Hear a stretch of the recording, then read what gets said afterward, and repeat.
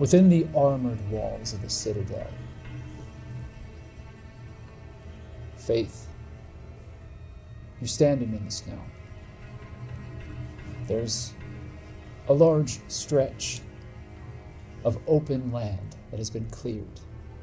There are vehicles that are lined up on either side of it, and lights generated through both loud generators and powerful batteries are flooding the area. The white bounce from the snow creates a glare in the darkness. At the end of these lights, from this expanse of open land in front of you as the snow whips around you, you see a wild-looking, thin man, almost 7.5 feet tall. He's missing almost half of his teeth and has a wiry, scraggly beard. Alongside him are two smaller people. They're dressed in rags and bundled against the cold. One of them holds their hand protectively up against their chest, wounded, perhaps frostbite. Their breath plumes in front of them as they march down this corridor within the Citadel. The fortress that is your home is well guarded. These individuals that have just arrived are merchants, rag and bone. A rare sight these days. 1 year ago, the Ender's line fell, and many of the rag and bone merchants that traveled this land delivering necessary goods and services and medical supplies, food, water, biodiesel, ammunition, weapons. The people willing to do this dangerous job were hunted, destroyed.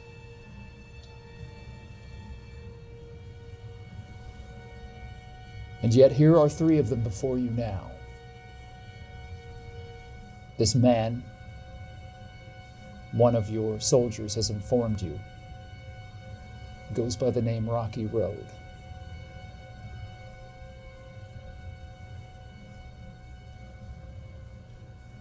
It's been a tough winter for us all. Faith, we're real thankful. Lieutenant Faith. We're real thankful that you're willing to talk with us. We're in a bad way. We do have some salvage, some metal, lots of purified water, and a little bit of saltpeter pulled up from those mines up north. We're hoping for shelter, just long enough, and we'll work for it, you know. Who is here in this corridor with me, besides the merchants? There are a number of soldiers that are manning the lights along the side of this created corridor within the tarmac of the complex. The gate is still open and the interior gate has been closed, so there's a chain link fence that protects you from the outside should anything attempt to come through. However, it wouldn't take very much to push these visitors back out into the world. There are no less than probably 20 well-armed soldiers within the vicinity. As far as anyone of a higher rank than you, there is no one. I signal for everyone to hold fire, to wait. I walk up to the merchants.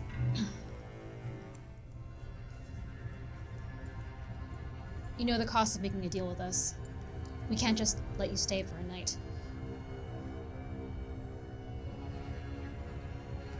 Yeah, we understand what the Citadel expects these days. I don't think we have much choice. if you could spend one more night outside the gates, you wouldn't survive? No, ma'am. I want you to know I've made this clear for you. You die outside, or you try to survive inside here. I can't help you much.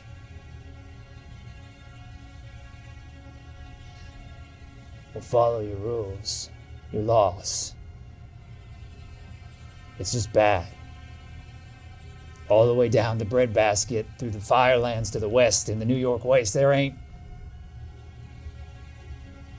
no way to survive anymore. They're still out there. We don't have a choice.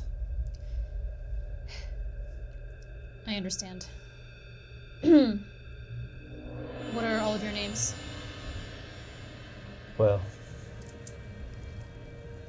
I'm Rocky Road.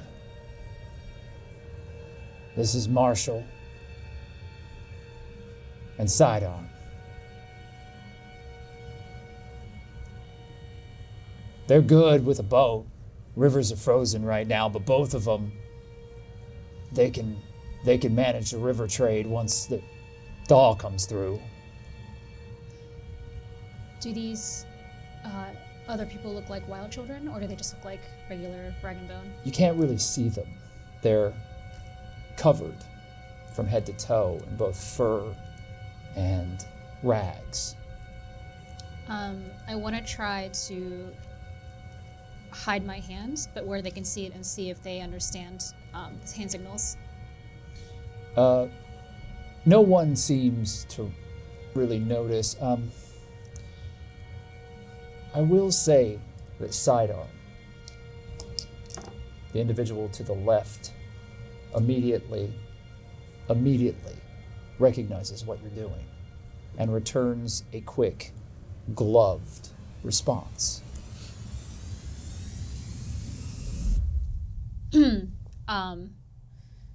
Okay. The three of you can stay. I will do what I can to see if this can be not permanent, but you know the rules. If you end up having to stay for good, you'll be brought into the Citadel, you'll be trained, you'll work for us, and you won't be able to leave. Those are the rules of this community. And I kind of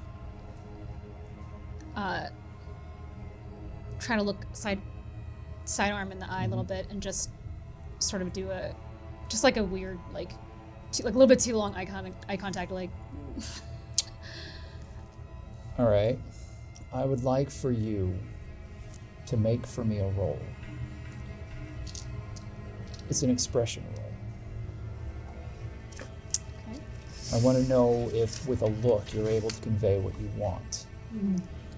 You do believe that you're correct in this assumption that Sidearm is one of the wild children, one of the ferals that has lived outside of civilization since the world ended, a younger individual that knows nothing of the world the way it was before, but you're not certain. That's very bad. That's more than 5 degrees of failure. Yeah, 5 degrees of failure. Do you wish to write out 5 degrees of failure? I think... Because with a catastrophic failure, I will tell you, you are going to convey something you probably do not intend. Okay, fuck it. I'm just gonna use 4 degrees of competency to make that 1 degree of failure. There are currently 3 competency points within the shared pool. I will just use 4 from mine only. So you're going to use 4 of your competency to make this just 1 degree of failure. Yeah. Which is an inconsequential failure. You just don't know. You don't know if this individual understood you or recognizes you, mostly because you cannot see their face. Their head is down and they are covered by a hood. All right, I'm gonna have you come in now. We're very thankful. Just wait on that, thanks. And one more time, I'm gonna signal specifically to Sidearm, just patience. Given the rule that I made for Sidearm beforehand, I'm going to say that there's not another rule needed. You communicate, and Sidearm does send you another message. With a quick movement of the hands, beware. Okay. And I signal for the other soldiers to open the inner gate to let them in. The inner gate opens, and you can see along the wall the soldiers, their silhouettes, moving across the spotlights that have blinded these individuals as they walked in. Their silhouettes are armed, wearing the armor of the Citadel. Since you were here last, you've been here for a while now, but since you were here when Rowan passed and control of the Citadel went to Riggs, you've noticed that the organization of this complex, of this entire base, this fortress, has tightened up considerably. Riggs rules with an iron fist, but there is very little room for questioning loyalty within this new regime. And even though Riggs is not present here, amongst many of these soldiers, you feel as if he's watching you right behind you. The three individuals begin walking in. The tall man, known as Rocky Road, places his hand into his jacket as he's ushering himself in. The soldiers at the gate are prepared to search them, as is typical regulation. Do you stop them, or do you allow them to be searched?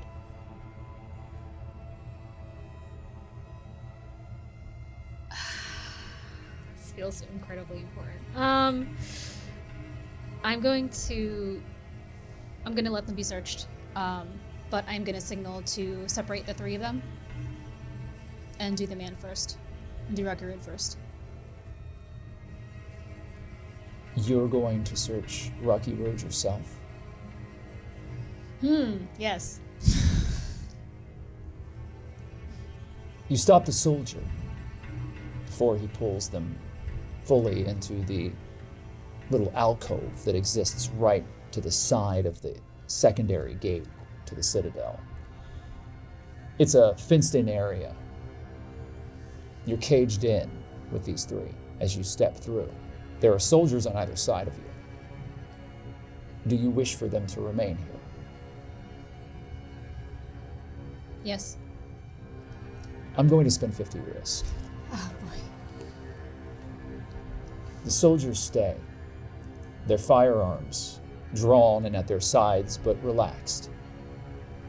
You begin stepping forward to this self-proclaimed member of the Ender's Line, Rocky Road, the tall man with a jack-o'-lantern smile and wild, scraggly beard.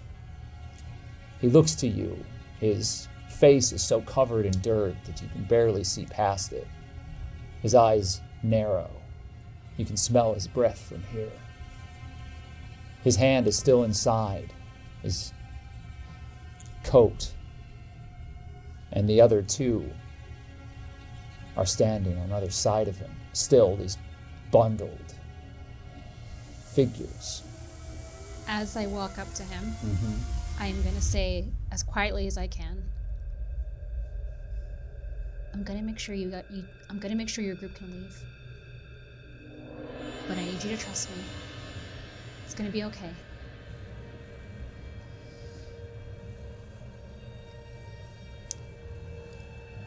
That's interesting. I'm going to allow you to make a persuade roll. Okay. I don't know why I'm still using these dice.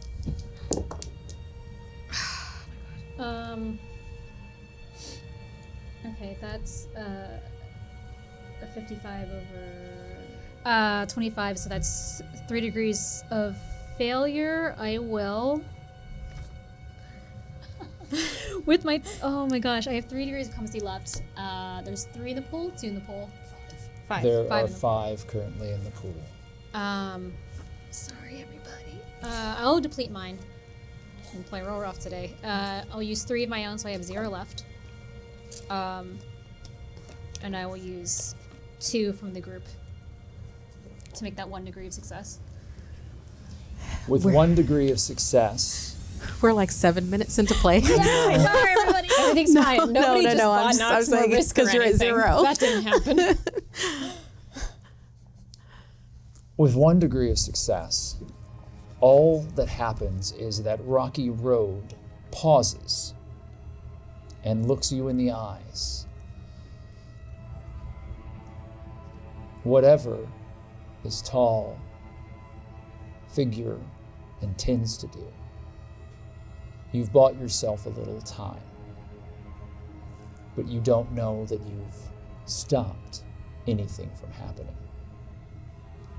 What would you like to do? What is your intention here, Faith?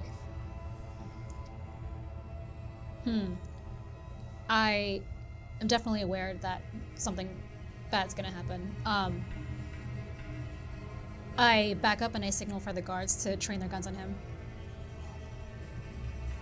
The 2 behind you immediately step in front of you and draw their weapons up. Put your hands on your head now, on your knees.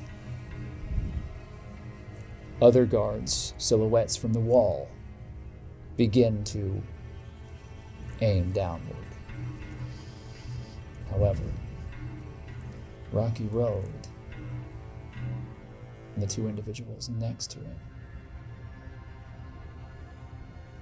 they don't seem concerned. As with a broken smile, Rocky Road raises his hands into the air and places them over his head, and you see on his right hand black bile dripping heavily down his hand and onto his face. You left all of us out there, and now you fuckers can die. And that's when you see it, Faith. The metal rings on his fingers, blackened with frostbite. They're from grenades.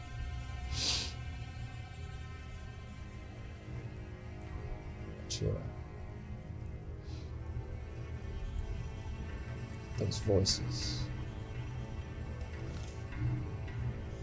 they echo in your ear.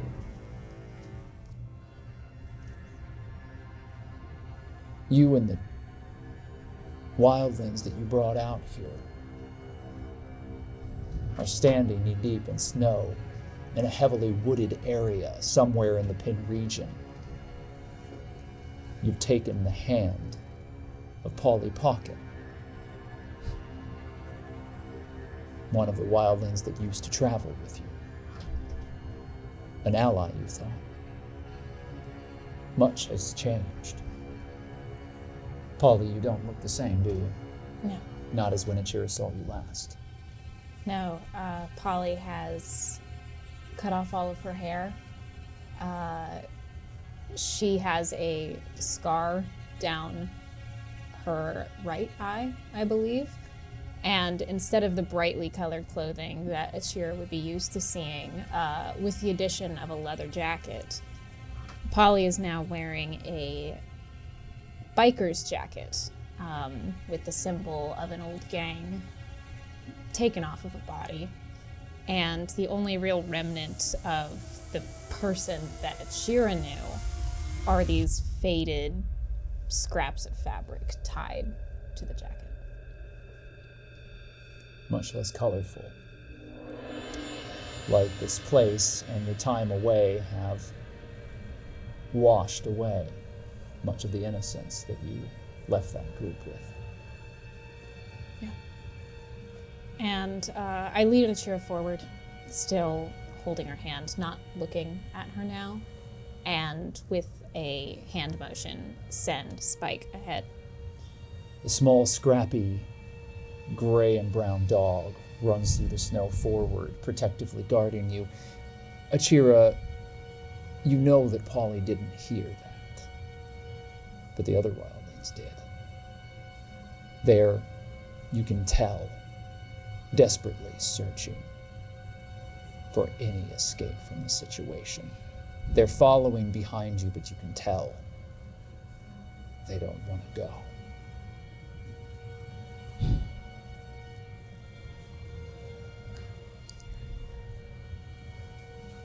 Achira would look towards Bebe, either Bebe or TV. Both of them are right behind you. And would say,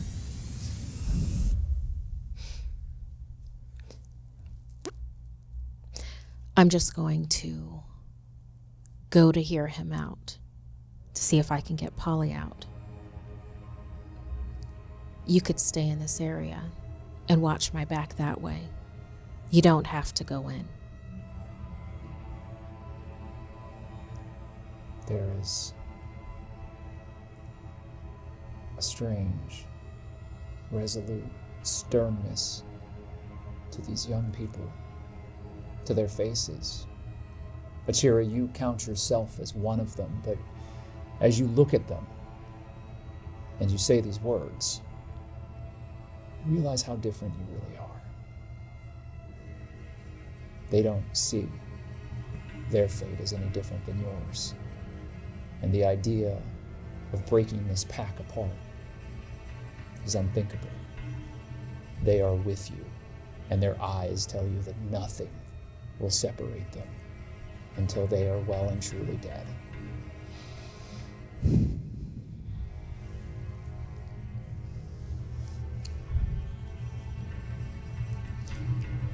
It would be good if maybe we left one or two of us out here in case things get bad, to be able to help fight their way in as we fight our way out. I'm not saying this just for myself. Are there any volunteers?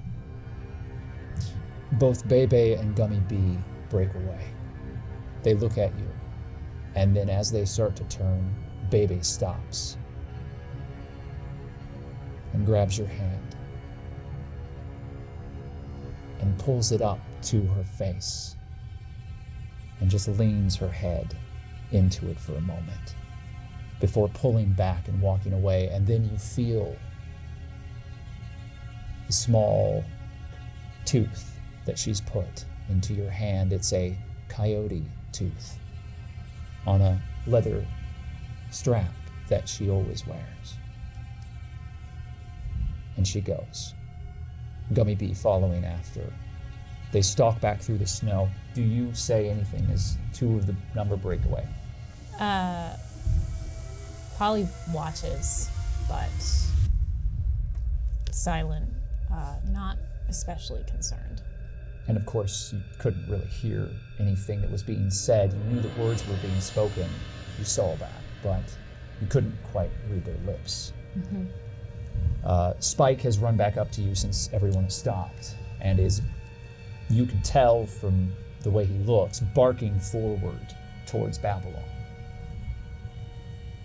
We need to keep going. We are. For now. I would like for you, Achira, to make a leadership role as you are taking your small unit of wildlings into a city of the dead. And they know, as the Romeros start to appear around them in the woods, just standing and staring at you, that this could be the last thing that they ever do.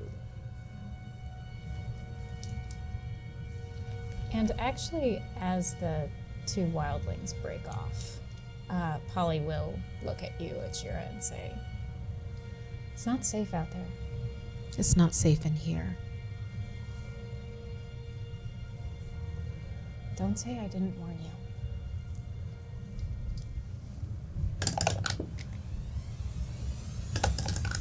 see a 00.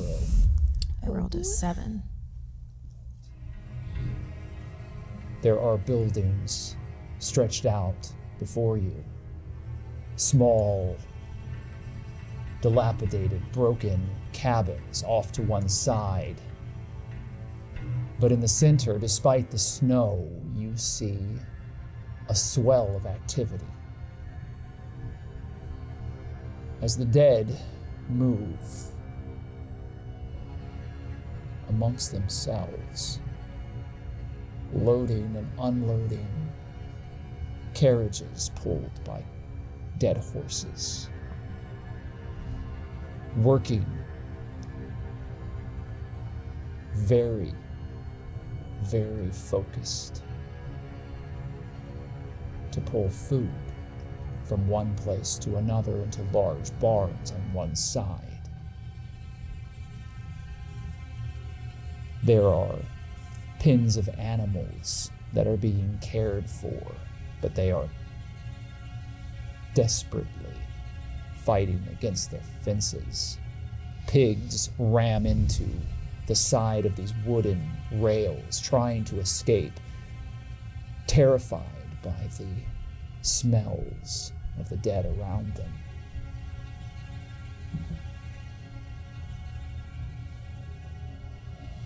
Achira pulls on Polly's hand to get her attention.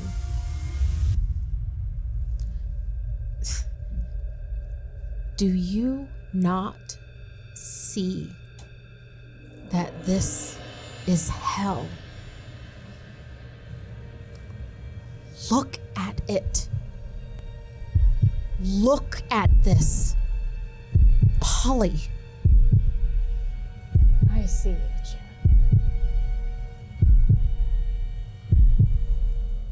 Are we going? Go ahead. We're going. And I lead her forward. TV and the others follow you, Achira. You feel TV's hand on your back as you walk, a signal to let you know that they are right behind you. You know that the others are doing the same, forming an unbroken line, not only for solidarity, but for practicality. Everyone is taking care of the person in front of and behind them, and they are walking single file. In the snow, it will be easier for you to leave quickly and for you not to be followed in this manner. There are corrals and dead horses and livestock pens throughout. Deer and rabbits are held upside down on trees where they are being eviscerated by the dead. More troublesome than the Romeros moving bags of grain from supply wagons and collapsed buildings is there are living people here as well. Gray and washed out, dour-looking individuals who are clearly leading an aesthetic, hard life of absence, starvation.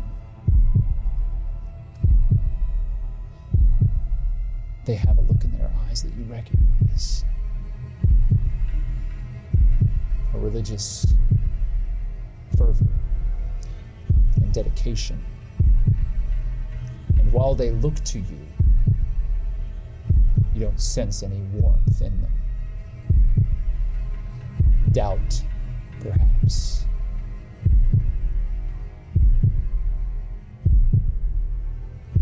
You can tell behind their eyes. They're here for him, and him alone. Lampwick. DT has followed you as you've carried the ruined corpse, now twisted with rigor mortis and frost, frozen through and through. The remains of sugar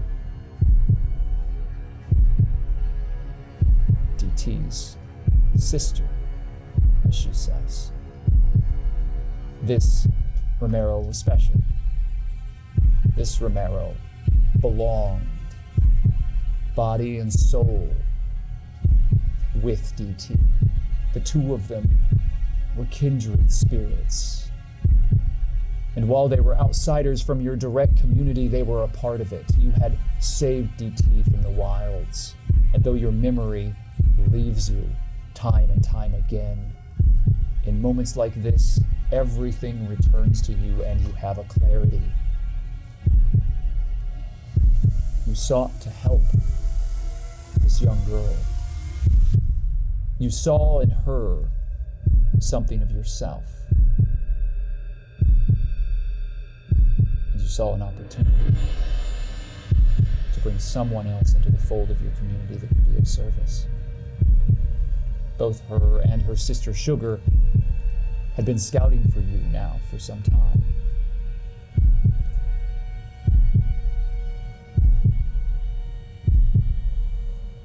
They're the ones that found Pine Haven for you.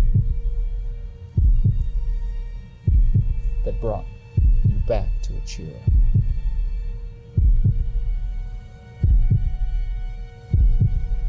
And Sugar has paid the price.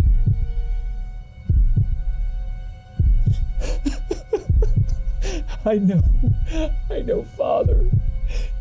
You will fix her. Don't let her leave me. I can't do this alone. Hush. Hush, my child, you have to stay calm. Please. Come with me. We'll see what there is to be done next. And I'm leading them towards the trees. And I do take DT's hand, but my attention is mostly on Sugar. I had felt something inside Sugar. You'd sensed something. I want to see if I can tune into whatever that was. I would like for you to make a roll for me then. It is a composure roll. That is 2 degrees of success. Very well. You close your eyes. You have DT's hand to one side and you're bringing her along into this grove of strange trees. The trees here are twisted, dead-looking things, but they do have both fruit and leaf, even in the middle of this blizzard. In the snow and the whipping winds, these trees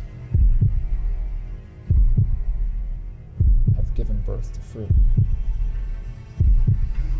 Dark red, apple-like fruit with a leathery skin and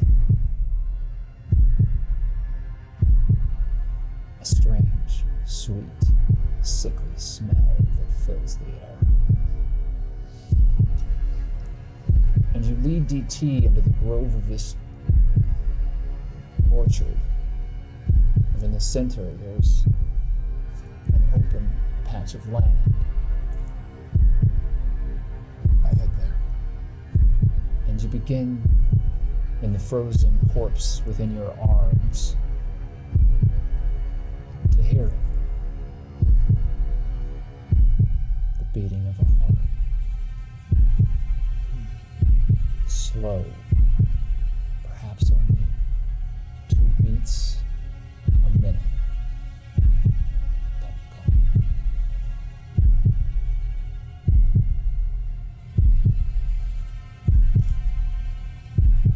I'm gonna lay Sugar down. And I turn to DT. And I say, whatever happens here, is not determining your fate. I know you're linked to your sister. I feel it, I see it. We need you here. I promise you I will do what I can. Only if you, regardless of what that yields, stay with us and help us. We are your family too. The dark charcoal that DT smears around her eyes and mouth in some form of makeup smeared with tears, and her eyes and her red nose meets your face, and you can see a strength in it. Okay, Father. I promise, no matter what, if you try, I will follow. I reach my hand down, I caress her face, and I go to wipe the tears away, but what I do rather is I kind of like gather them in my hand. These ashen tears, this wetness, cold and freezing in your hand is now there. And I walk over to Sugar, and with the hand wet with her tears, I bring my hand up to my face and I bite my finger until it draws blood. You do so.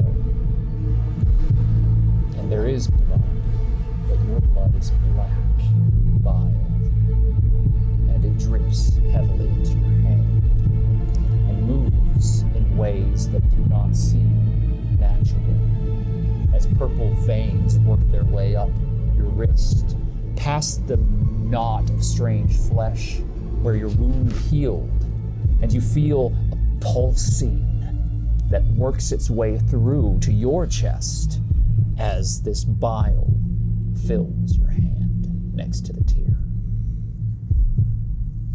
I head over to Sugar and I bring that hand down to her face and I rub that tear and that bile together and I squeeze drops of that mix into Sugar's mouth. Sugar has no mouth remaining. Down into whatever crevice is there. To her shattered neck, broken skull.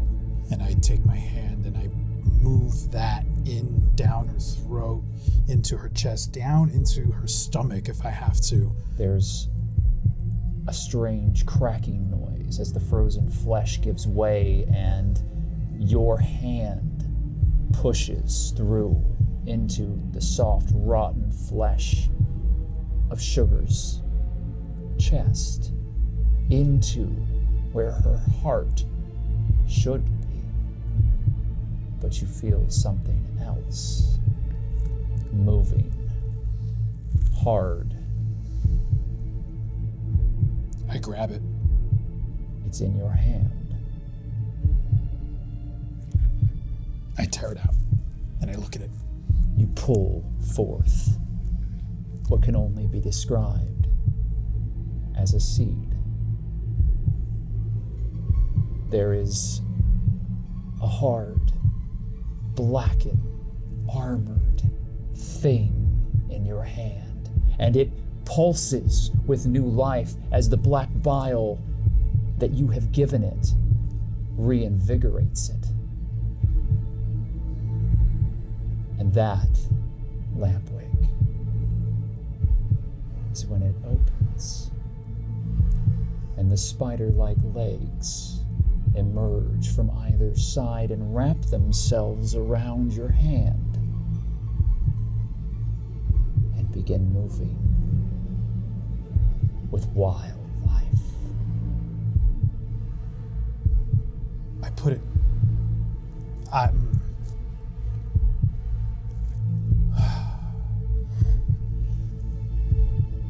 I reach down to what's left of Sugar to see if it has any interest in returning where it once was. You look down and you realize that DT is standing right next to you. I knew you were okay. I love you, Sugar. I would never leave you behind.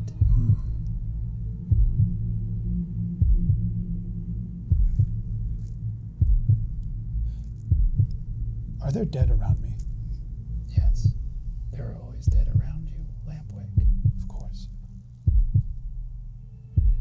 I walk up to one that looks to be about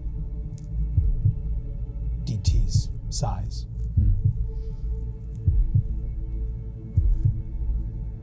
And I take this thing that's in my hand and I just raise it to their face and offer the Romero to it. I just put it right in its mouth. And immediately, the spider-like entity leaps from your hand and forces itself into the Romero's mouth, pulling itself down. You watch as its neck, the skin of it enlarges as this seed takes root. Pulling itself in, the long, spindly legs disappear, and the body begins convulsing, falling to the ground as black bile erupts from its mouth, its eyes, its ears, its nose, gushing forward as it convulses before you, and then stops, lying still in a rictus of pain as DT drops to her knees, almost as if she's praying, looking at you with wild, tear-filled eyes. I approach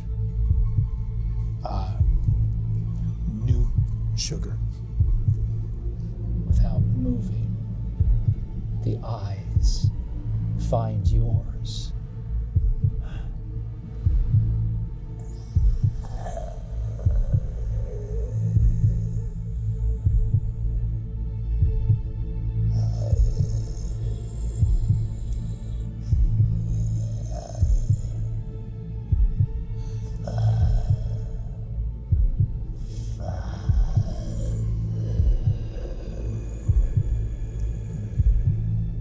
I kneel down next to Sugar and I get near her face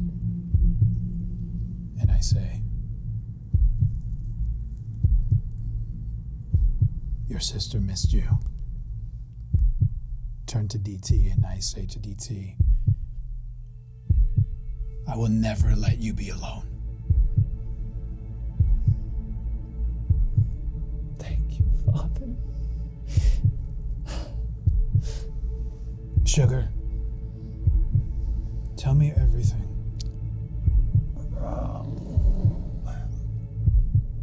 And I sit there and I listen.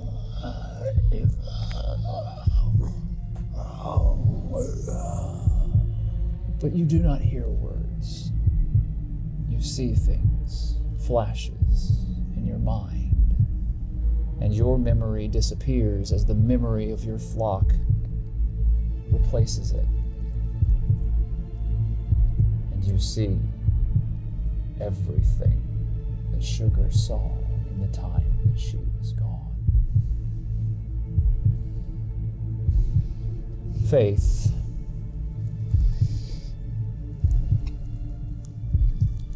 The figure in front of you,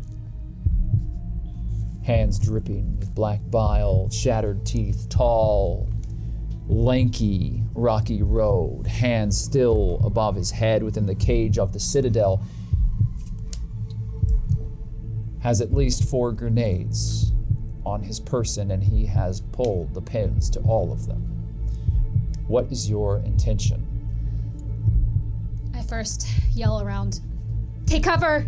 And I try to get as far away as I can from Rocky Road. Are Marshall and Sidearm just staying next to him? Or are they attempting to move? They've got their hands inside of their jackets and coats as well. Shit. You're not sure what they intend to do, but you think that they're with Rocky Road on this. So in addition to, I also yell one more thing. I yell, take cover. If I have time, I yell, maintain the inner gate. And I just jump. I try to get out of the way. A jump leap is what I require here. As you throw yourself backwards, you do have a few advantages here. You have a number of individuals in front of you that had taken guard as soon as you had called for it. They are wearing Citadel armor, so even if these grenades go, you might be safe. That is a 5 Hell over yeah. 36, so that's 3 degrees of success, which is great because I have no competency left, 0. That's too bad. So I use them as human shields. Is that how I make it out? You dive backwards as the explosion throws you back. This is the second time in as many months as you found yourself in a situation with explosives that have not been properly dealt with.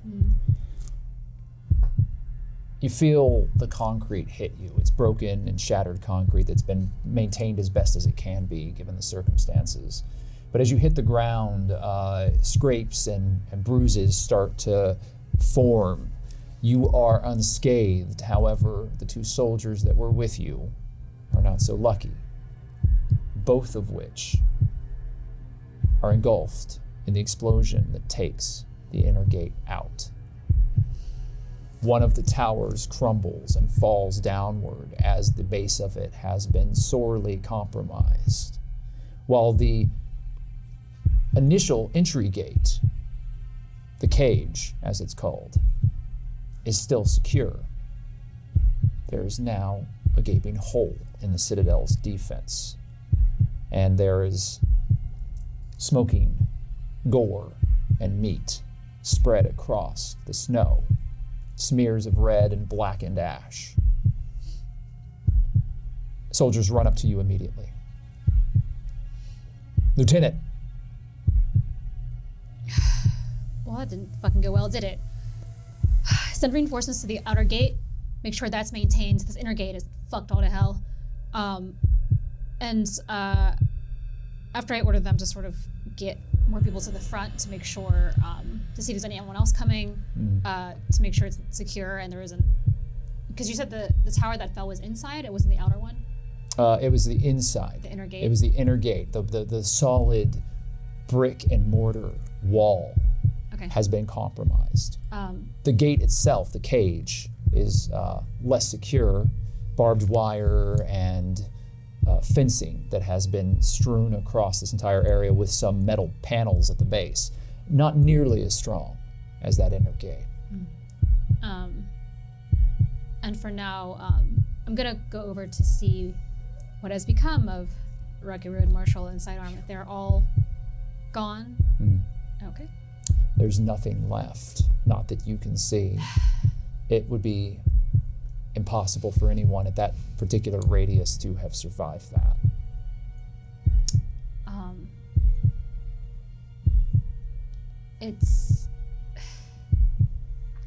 I'm going to take this time to,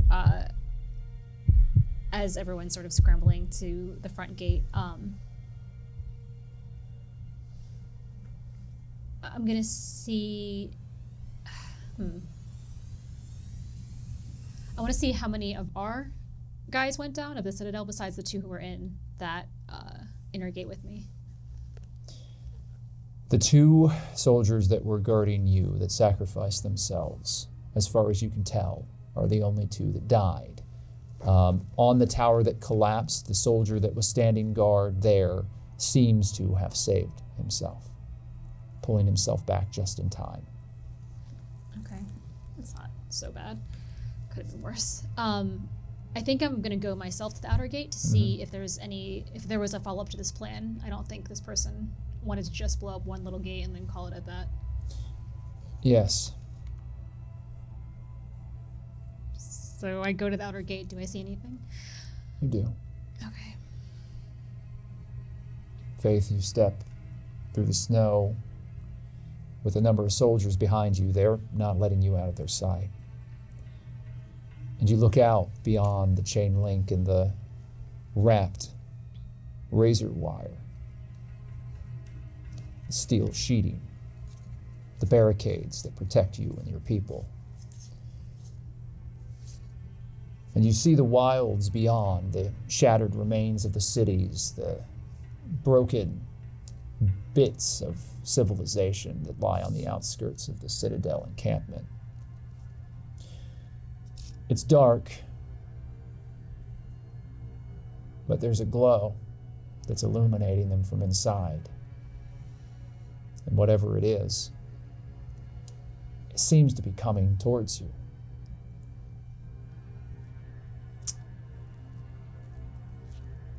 Okay. I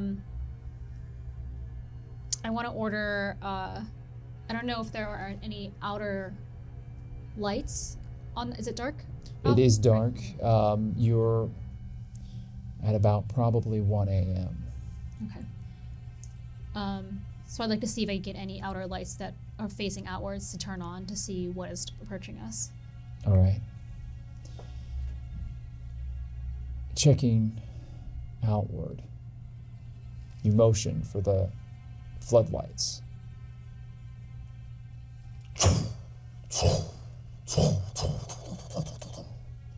As they all ignite. You know that this is something that even Riggs doesn't do very often. It takes an enormous amount of power that cannot easily be replaced now that biodiesel has become so scarce, with the Ender's line shattered and murdering themselves at your front door. The floodlights illuminate a large tract of snow and pine trees that stretch out before you. And then you see the Romeros. But at the forefront, the light emerges, traveling towards you. Some form of cart or carriage with strange swirling lights, like you've seen this before. Rowan once took you to what she told you in the time before was known as a roller rink. Party lights, blazing with color, spinning wildly, and you hear the music issuing forth from the cart. Tethered to it, no less than 20 Romeros, like horses, pull it directly towards the gate.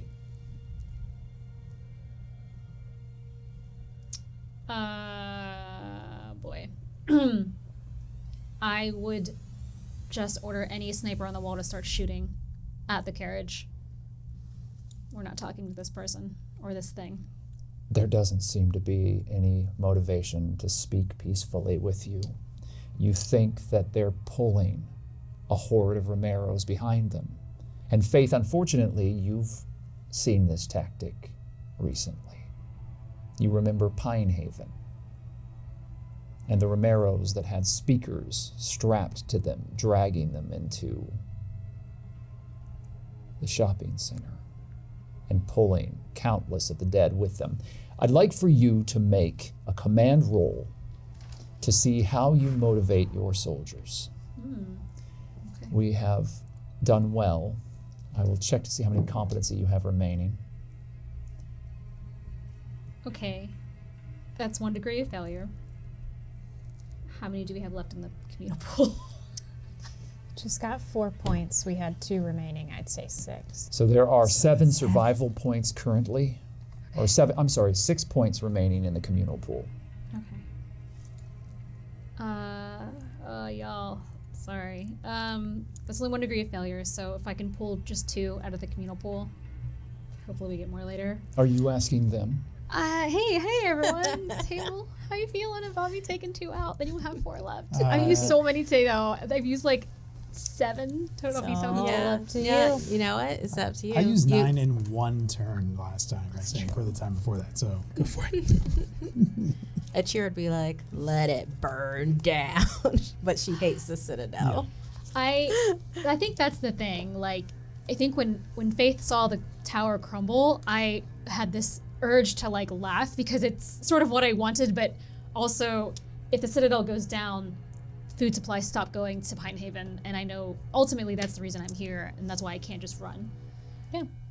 Pine Haven That is- will most likely die in this winter without the Citadel support. That was the unfortunate truth of the situation. You left your community to save them, and you are now stuck here, protecting a community that you once were a part of, but perhaps now don't feel a part of at all. I will just do this competency then, and make that 1 degree of success. 1 degree of success communicates your desires, and the snipers do fire, but they are not particularly inspired by your words or the situation that they found themselves in. They fire. You hear the rattle of automated machine guns and sniper rifles peck over and over again, and some of the dead fall. But there are so many lashed to this cart with leather and rope that nothing seems to be able to bring it down. You watch head after head explode and the bodies drop, but the horde around it are already moving towards you and the weakened gate. Okay. Is there a sort of all hands on deck alarm I can sound to get more personnel to the front? Absolutely. You have a hand signal that will alert one of your soldiers, and the air raid siren will be sounded. Ooh, more. That's great. I do so. Immediately, the siren pierces the air with the enormous scream. Again, whirling, the air raid siren alerts not only everyone within the Citadel to the danger, but it solidifies the momentum of the Romeros that are headed towards you. They were gonna come anyway. Fair enough, but they are very, very motivated now and moving even faster as I spend 40 risk. Thanks, chat. What's happening over here? Let's see what's going on. Why is chat. all risk on my part of the story? I don't understand what's going on. What's the deal? What's It's a happening? rough week for Faith. What do you Immediately, more soldiers begin lining up, and I'd like to know what Faith would like for this military installation, this fortification to do to protect itself. You think Riggs is on location here, on site, but you don't know where the general is. You haven't seen him yet. He's most likely alerted by the air raid siren, but it could be minutes before he arrives. And in those minutes, the fate of the Citadel could be sealed. You have to make some decisions here and give the commands to your people. What do you want them to do to try to divert this horde of the dead?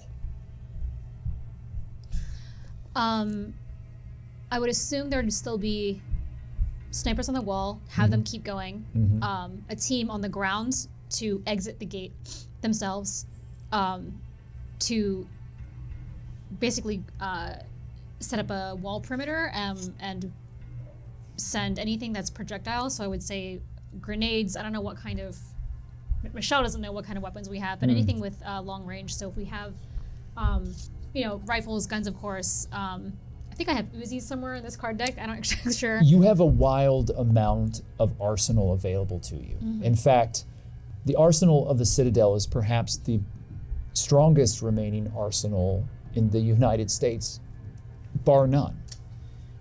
There are so many weapons here. You have access to almost anything that you could imagine. Now, some things are much rarer than others.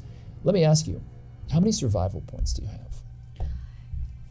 I think I still have my original 1,500. when we There started are this. 30,000 survival points that have been given to you from our friends in the beyond. You Oh, for the could Citadel. use those Oh, as okay. well. That's kind of nice. Community. They are Oh, community. they're community. Oh, okay. I was mistaking it with. Or some number support of house. them if you choose. I guess. Yeah, it'd be great if I could get any kind of high power firearms, such as Uzis for the ground squad. If the snipers weren't working the first time, I might see if I can hail someone to get the helicopter going. How many do you want to spend? How many survival points do you want to spend? Because I can make some suggestions for you, but it depends on how many survival points you're I don't going even to know. invest in this. How many do things cost? What can I get for my personal stash? 1,000, I guess. If you spend 1,000 survival points, I will give you access to a single-shot rocket launcher. Sure, let's do that one. You have access already to the vehicles that formed this caravan that were ushering in the individuals from the outside. Okay. You can redirect them and form some sort of additional barricade with them. That will not cost you any different amounts of survival points. However, if you gave me 10,000 survival points From the 100,000. Okay. from the 30,000 30,000. that is communal now, I would allow you to use the helicopter to bomb this horde from the sky. This is hard because, on the one hand, I feel like that would do it, but then we're gonna start rolling. It might not even work. Be Vin Diesel. Be Dwayne. On the other hand, Do it. On the other hand, if I don't spend that extra bit for the attack from the air, there's a very high percentage it's not gonna go well anyway. But I'll also, jeez, It's also hella cool. I know I'm just taking so many points from the communal pool. We haven't even used them yet. That's true. Okay, I take one helicopter, please. 10,000 survival points have been spent, and they're in the distance as you make the order across your walkie to salt the earth. The Citadel jumps to life, while fire erupts across the air raid siren, mowing down enormous swaths of this horde as it pushes forward. The cart now has been utterly decimated. However, it's far too late for that. The dead are pummeling into the Citadel in this moment. And when you make the order from behind you in the barracks, beyond that, you hear the cries and cheers of the soldiers of the Citadel as they yell and shout victoriously as the helicopter breaks through the night overhead. You hear the whirling of the blades and you feel the rush of the wind around you and your soldiers as the snow blows in drifts as this helicopter barrels down on the horde, and you watch as the missiles blaze into life and bombard the Romeros, creating enormous craters, blasts of fire that light the night. You can feel the warmth on your face and snow melts around you. And when it's all done, and it's dark again, there's an eerie quiet.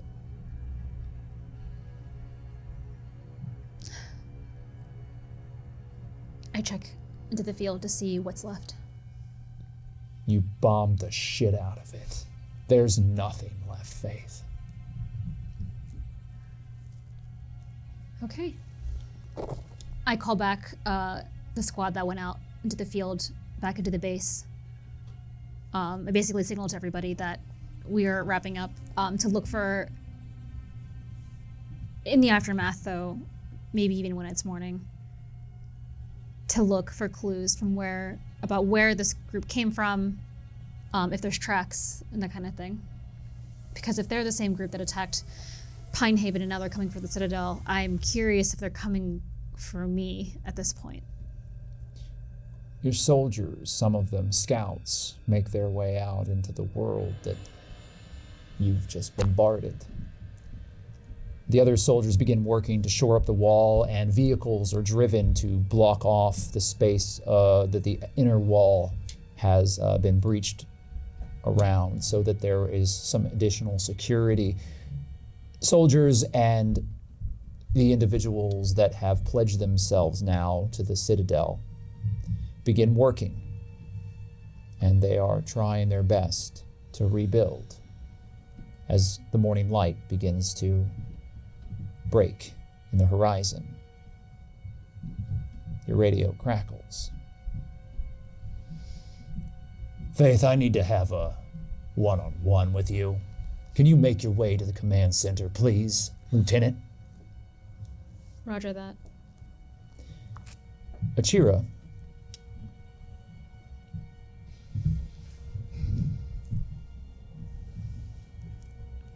you're walking forward through this encampment of the dead. They do not harm you, but there are hundreds of them. Spread out and standing, just staring at you and Polly. I'm leading her towards the house. Are you? Yes.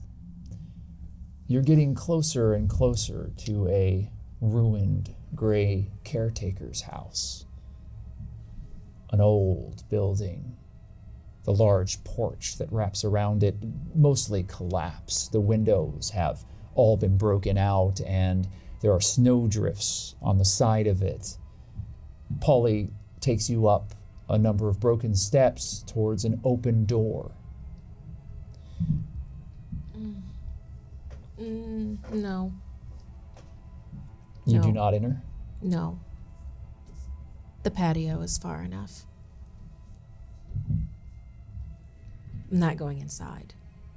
We can talk just as well here in the open. We can talk just as well. But I can't hear you. In there. You wouldn't be able to hear me any better inside the house Slower. either. I can hear you. Inside the house. What? Polly, you're not making any sense. We can talk out here.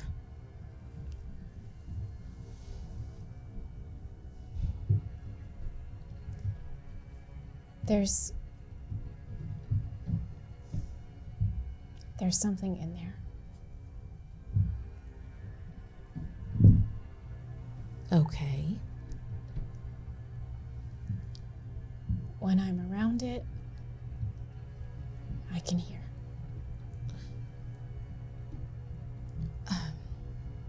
Just not even all the way in. Just step in. One step. No.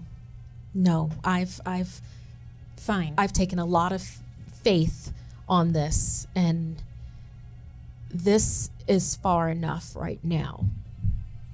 If you want to step inside the house, you can, but we'll be right here. Also, where is Lampwick? I'm supposed to be hearing him out, right? Him and you? I think a lot of that was lost, but I did see Lampwick. And Polly just shakes her head and goes, Is he inside? he's somewhere. You can wait.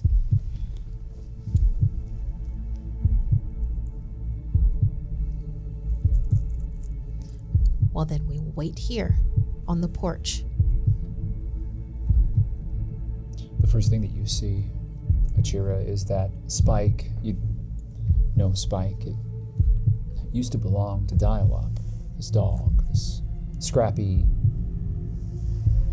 rugged little mutt. Typically brave and bolsterous, this dog is hiding behind Polly. Ears down, tail between his legs as he looks into the house and then back out, but does not leave Polly. I'd like for you to make a spot listen check. Am I using any of my recon gear for this, or is it just a straight roll? If you're carrying your recon gear and wish to use it, you certainly can. Okay. Hearing something, begin to hone in on it. I don't know that it will help you, however. Yeah, it's not going to.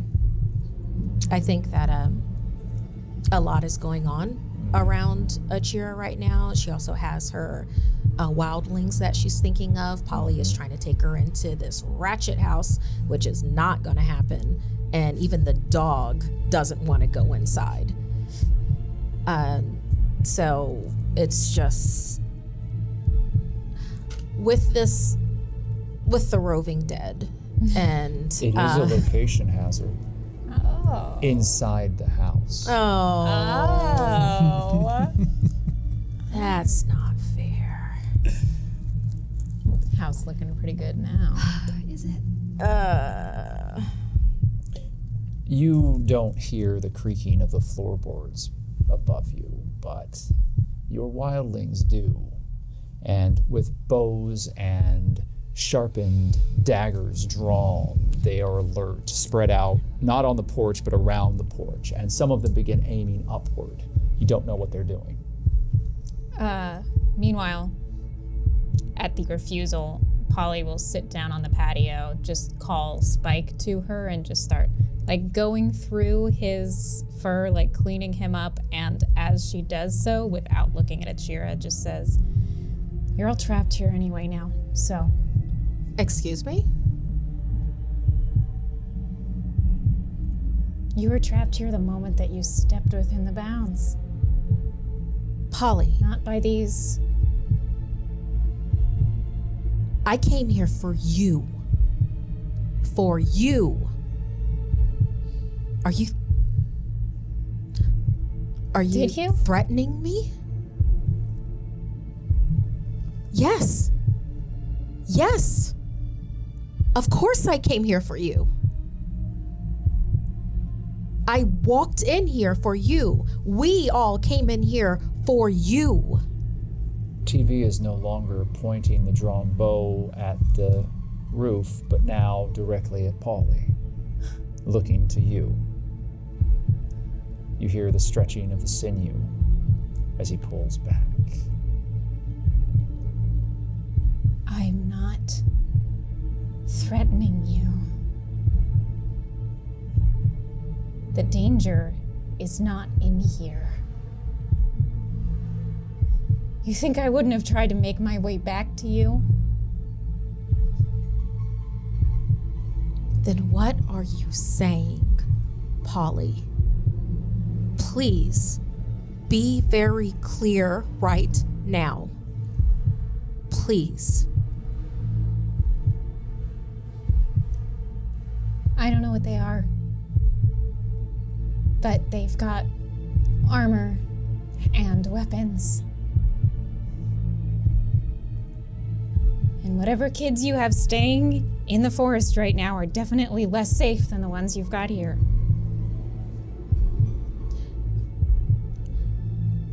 As far as I can tell right now, they looked like they were going after these dead and Lampwick. That's what it looked like. So if you wanted to leave, I think you could. Have you even tried? Have they hurt you? Listen,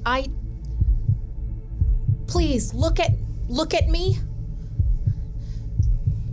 Achira's going to You raise approach your Polly. voice as you approach Polly, and the dead begin to move.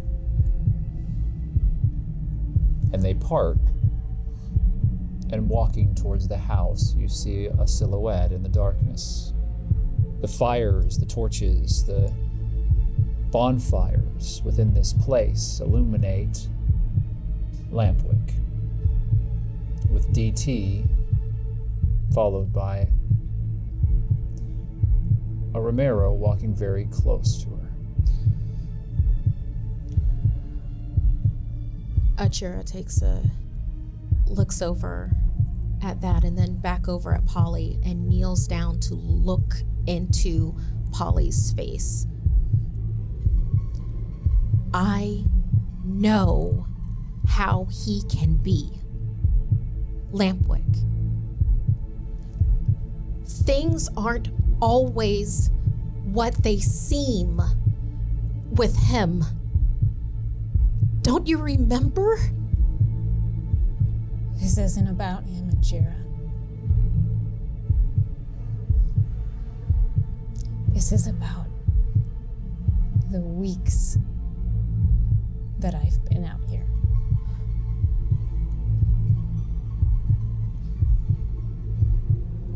I didn't know. I thought you went willingly. Why don't you know me better than that? It didn't look like you were taken. It didn't look, and there was so much going on. I can't hear you. Talk to Lampwick.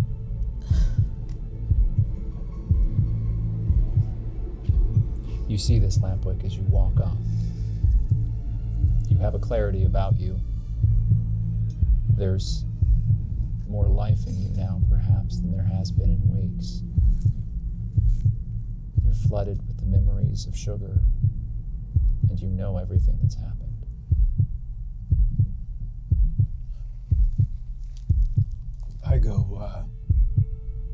I slowly, carefully approach as I overhear this discussion.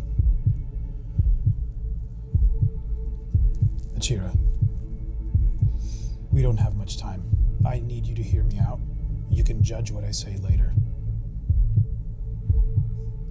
I have things to show you. I have tapes.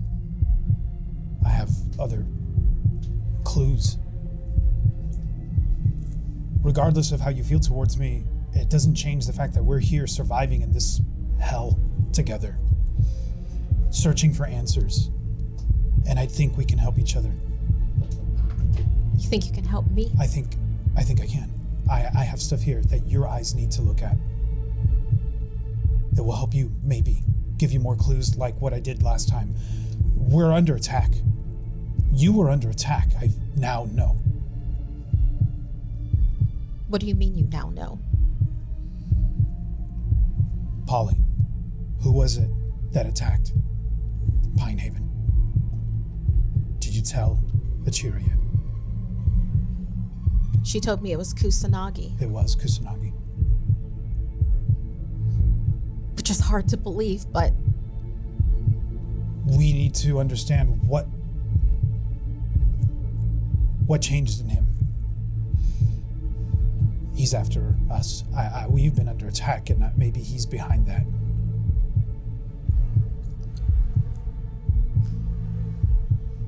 I need you. You're the one thing left that I think can help anchor me into whatever is left of me. How did we meet? How did we meet? I don't remember. 10-4. 10-4 took me to your scouting party. I'd been out too long by myself doing solo missions. I was, in his words, going feral. And that's where we met. Who's 10-4? Around the camp. Who's 10-4? 10-4 was our handler Okay. on the Ender's line. There was, Right. around that campfire, there was me, you, there was Abigail, Yes. Juniper. You remember Juniper?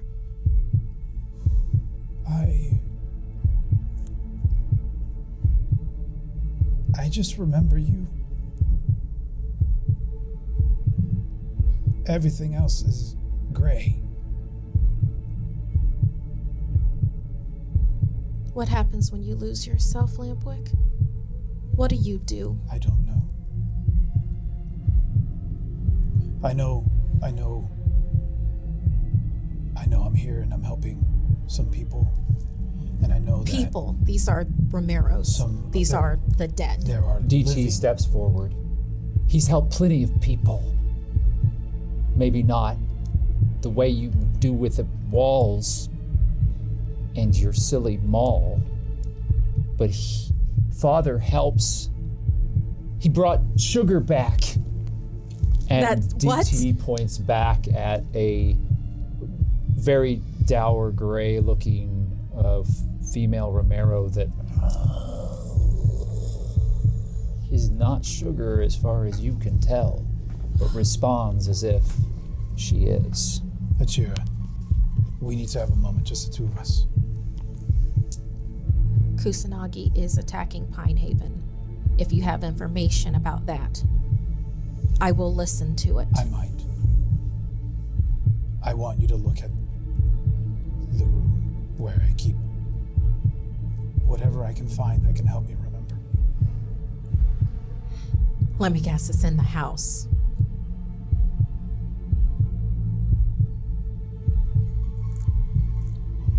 It's in the house with whatever's in there that even the dog won't go in. Wait. Jacob!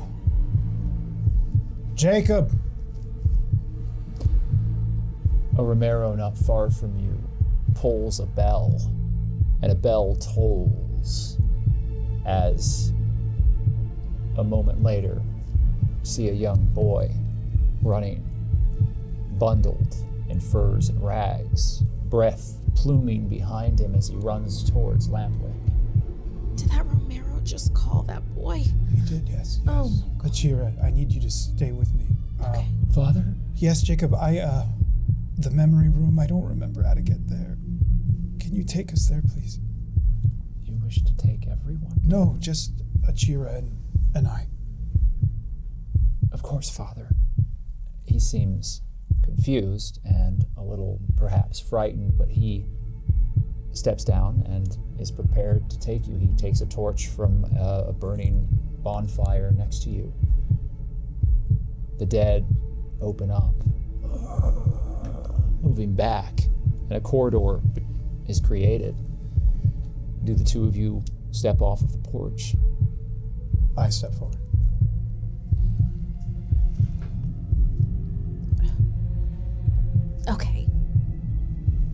Okay. Then I follow Jacob. Are the wild children staying behind? They try to move with Achira, but almost as if on instinct, Romero's block the way.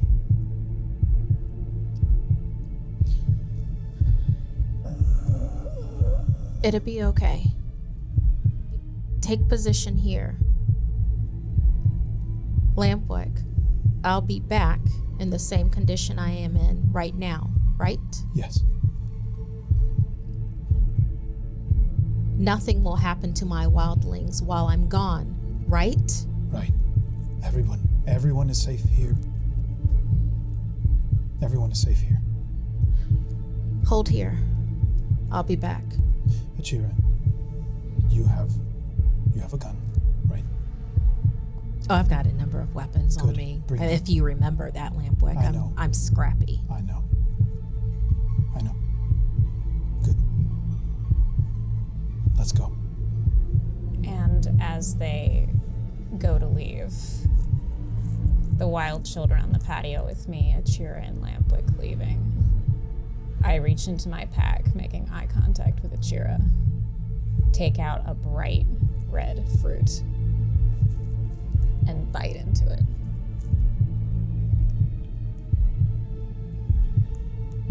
You bite into the fruit that was given to you by Lampwick.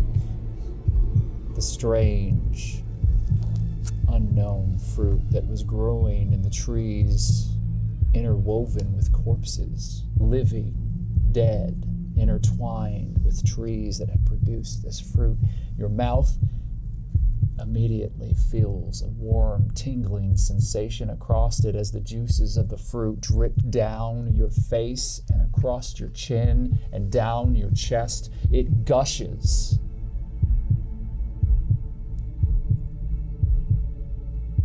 And everything fades away into the solitary beat of your heart.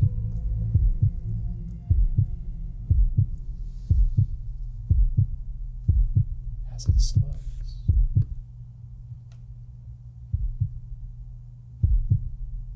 And stops. We'll be right back.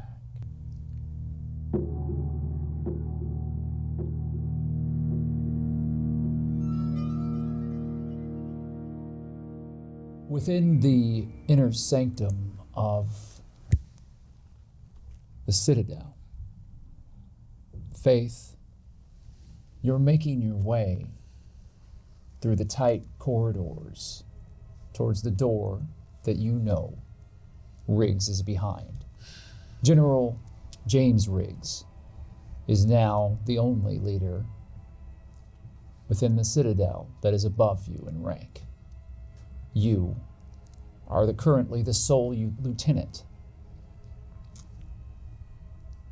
And as you walk past the soldiers standing guard, they look through you, saluting you, but not seeing you.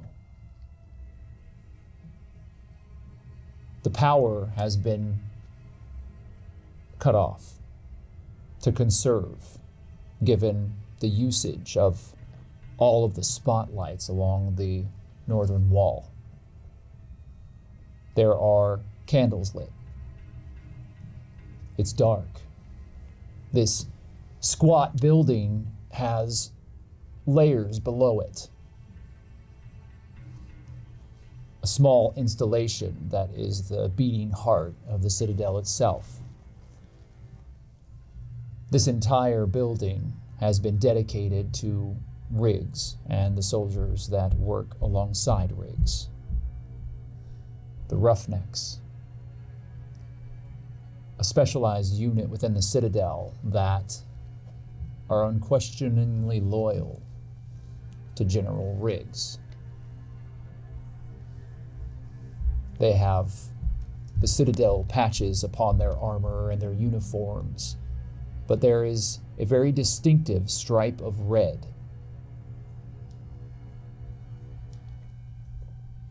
They are the commandos, the elite,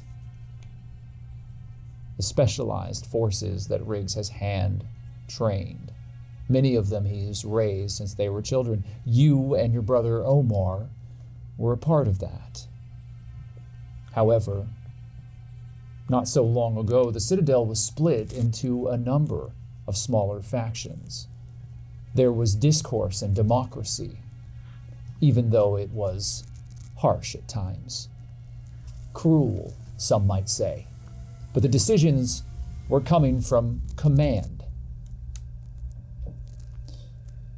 Now, Riggs is the only one who has any final say within the walls of this place. And as you walk down the candlelit corridor, the door to Riggs' office is open, and you can smell and see the waft of cigar smoke before you enter. What do you do?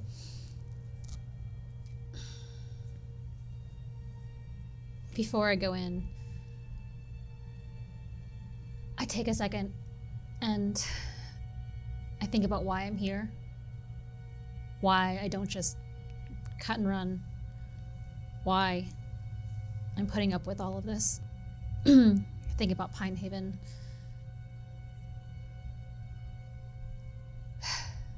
And I go in. You enter into the office and there are Polaroids across the wall of victims that have been judged as guilty by Riggs. He is, without question, a sociopath, if not an entire psychopath. He doesn't think twice about killing those who do not fall in line with the Citadel's needs and wants. And yet, he is one of the people here that has raised you, trained you, made you who you are. The hardened soldier, the leader that you've become. Now, granted, many of the lessons that you have learned might have been because of the mistakes that Riggs makes. But he is still at the core of who you are. His hair is more gray now than black. His big, bushy beard is well trimmed, but also flecked with gray. He's a big man. He works out just constantly, and you can tell that even in his advanced years, he hasn't slipped. You can see the glow of his cigar as his back is turned to you as it hits across the wall, and there is a picture, a portrait, a military portrait, along with other medals and ephemera from the world before, from the United States Marine Corps, hanging here. Men and women. And you see a photo in a frame of Rowan in her military gear. She was like a mother to you, and she died protecting you and the others, allowing you to escape Three Rivers.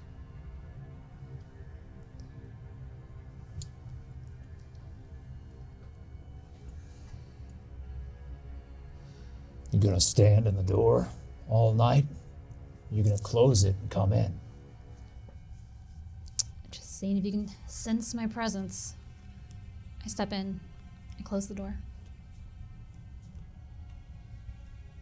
The large man turns, and he's glowering, chewing on his cigar. You can see it as it blazes orange in front of you. There are candles lit in here as well, but it's not casting much light.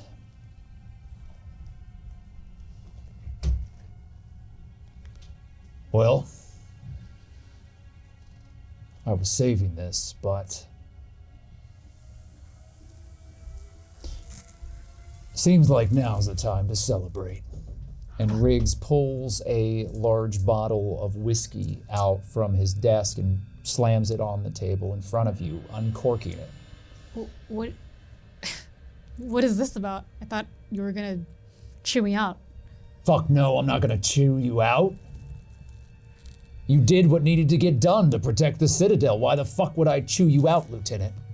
I sincerely don't know. Okay.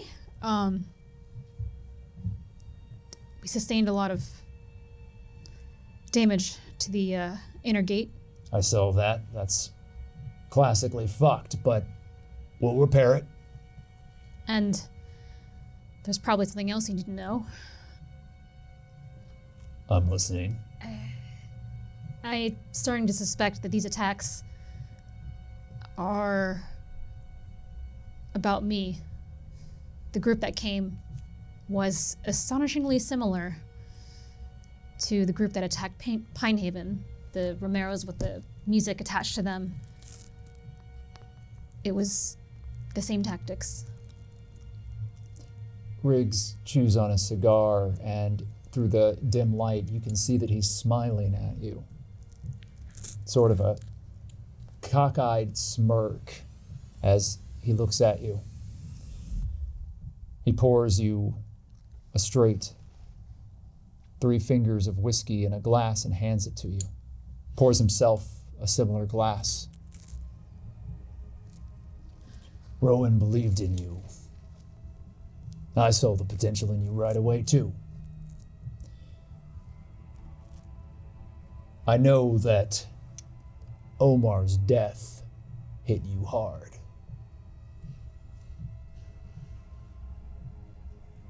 That's why you were running with Achira's merry band of idiots and assholes. It doesn't bother me much that you took off and you left your home behind, the soldiers that counted on you. You know, back when the states were still the states, it would have been treason and you would have been court-martialed. But like you said, not everything needs to have a closed fist. Sometimes an open hand is the right way to go about it. And I know you're pissed at me for shooting that boy in the face, but if I hadn't, the soldiers would have seen that old Riggs wasn't quite as dangerous as he used to be. Old Riggs was perhaps softening in his goddamn old age, and that this young lieutenant was perhaps coming in with new ideas that were making him think differently, threatening the security of what we've built here. See, I know that I'm a fucking asshole. It's how I've survived the goddamn apocalypse. But the difference between you and me, Faith, has always been that I can admit it. And I know what I am. I just don't understand why you think that people don't have the capacity to change, that the world can't change. Have you seen the world? Yeah, and I've never seen the one that you talk about all the time. All these photos on the walls. I don't know what any of this shit is. I don't know what a court-martial is. The rules that you are coming from, that you talk to me about all the time, they don't really exist here. I don't know, Riggs, I'm talking to you as honest as I can right now. No bullshit. I understand now that it is so hard to run a community in this world, that there are sacrifices, that there are things that people will not listen to you about, and you have to show them authority. To a degree, yes, I agree with all that, but I also think that in my time out there, I've seen things change. I've seen people change. I've even seen the Romeros change. And I don't think it's a big ask to try to make our lives different if we want them to be.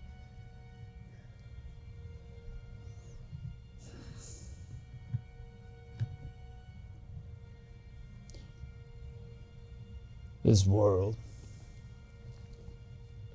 it ain't mine. I know that. It doesn't belong to me anymore.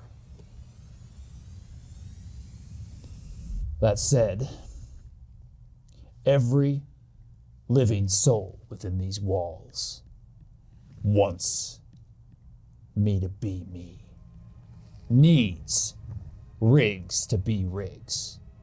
Because if they have one night of uncertainty, what do they have left? Who's going to tell them what to do when the shit hits the fan? And the shit always hits the goddamn fan. I mean, you've taught them really well. You've taught me everything I know about survival. And despite our differences in our approaches to how we lead, I thank you for that. But you taught me, and you're teaching everyone else here. I think you should be proud of what you've built, but I think you should believe in the people who live here a little more too.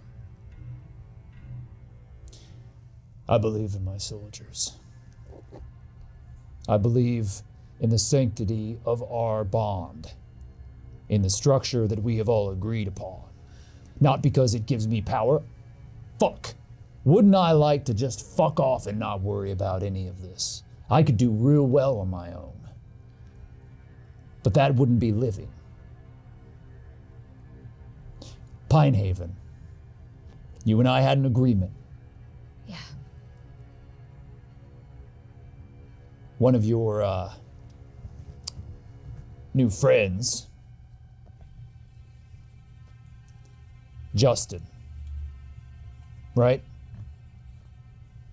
One of the outsiders that you brought in. Yeah.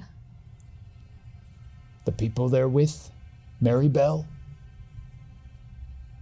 you know they, well, Mary Bell came to me and told me everything that you said about staying strong and waiting, biding time.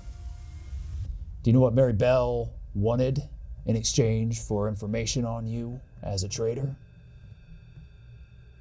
What's that? 2 extra days of rations. That's what you're worth to Mary Bell.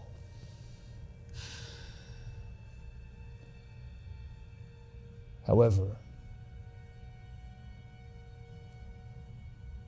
I know where your head's at, kid. I'm not dumb. Again, just an asshole. It's a big thing you're doing. Protecting Cammy, my son, and the others in Pinehaven. I'm glad that we could see eye to eye about that. It's important.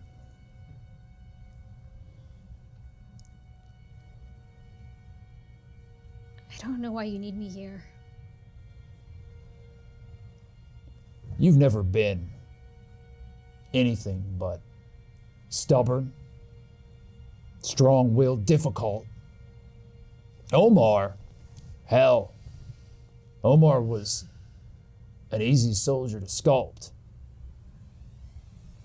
You're not a soldier. Do you know that, Faith? What the fuck am I then? You're a commander. Oh, God. Why are you here? I wake up at night coughing up blood. There aren't a lot of doctors that can probably fix shit around here. Certainly not the rattle in my chest. But you know what? I don't have much to worry about. Because no matter what happens to me, I know that the Citadel is going to be in good hands. Right? I guess. So this was never a temporary thing. You'll forgive the fuckery? No. So if I'm to take over this place one day, why can't I start leading now? Because you and I have business to finish. I have more I want to teach you. More I want to show you. More I want to tell you about this world and about what we've learned. But that's not the reason I called you in here, Faith. You just tend to always bring the fucking party down. You just blew up a goddamn horde that was on our doorstep. You saved Mother Citadel. And tonight, we're drinking some whiskey, and I'm giving you a gift. One that's going to answer a lot of the questions that you're probably holding on to. So, cheers to Rowan and all the other hard asses that brought us here. Cheers. 2 of you clink glasses together, and Riggs downs the whiskey like that. You've had alcohol before, moonshine and other things, but this is something else. This is extremely well made, a rarity in these times. And if you sip it, you find that it's quite pleasant. It burns, but it's better than anything that you've ever tasted. That the alcohol is very rarefied, special.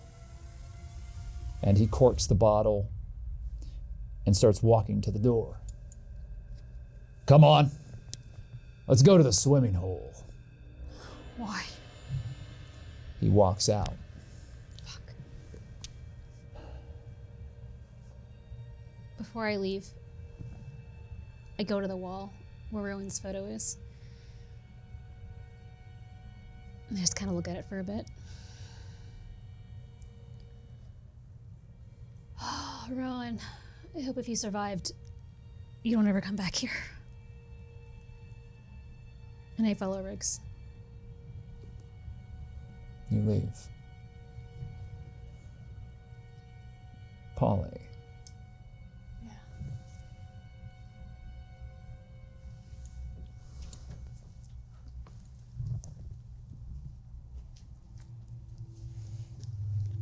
It's dark.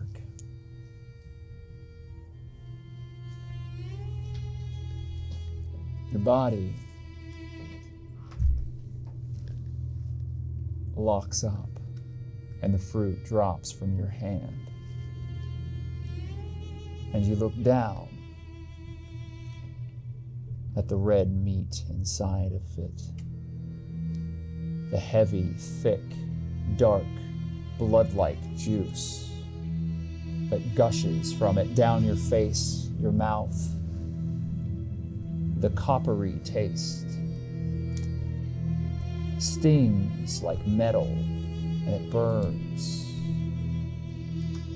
And everything is going darker and darker as the wildlings, the feral children of the apocalypse around you, Achira's children, gather around you, and you see their faces as they look down at you, and they're trying to help you, and you can't hear them, but they are shouting.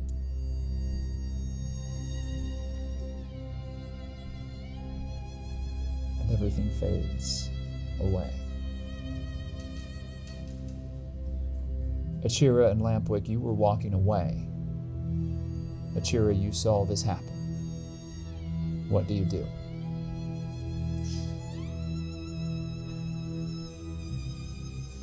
Achira is thinking that Polly's been making some choices that it's not the Polly that she thought that she knew at all. This is something beyond. And Achira doesn't know for certain if something really happened to Polly or if this is a fate of some kind. And she hates that she had that thought. But right now, she believes that her wildlings will be able to control the situation. And also, she realizes, looking around, that right now there's practically a wall of Romeros between what's going on back there and Lampwick leading her away. And she makes a tough decision. She needs to find out what Lampwick knows with Kusanagi about the attack on Pine Haven. And she needs to know if she needs to keep her promise that she made to Lampwick so long ago, that if there wasn't enough of him in there, that she would take him out. So she continues walking. With Lampwick. Away in the snow, through the rows of the dead that just stand there, staring at Lampwick as you pass by.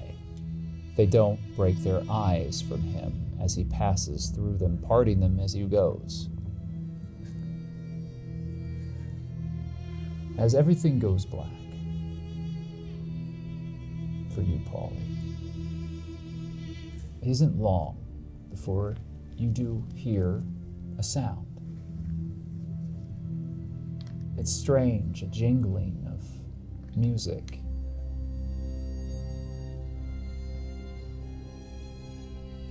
It's a ringing of like a bell and an engine. You've heard engines before, but this seems different. What do? Do I have any control of my body? Can I? It's just darkness and you don't feel your body. Even if I don't feel my body, I think to myself, I want to move towards that sound. I want to find it. You feel as if the sound is getting louder as you move towards it, and as you do, you smell something. And then you hear laughter all around you, and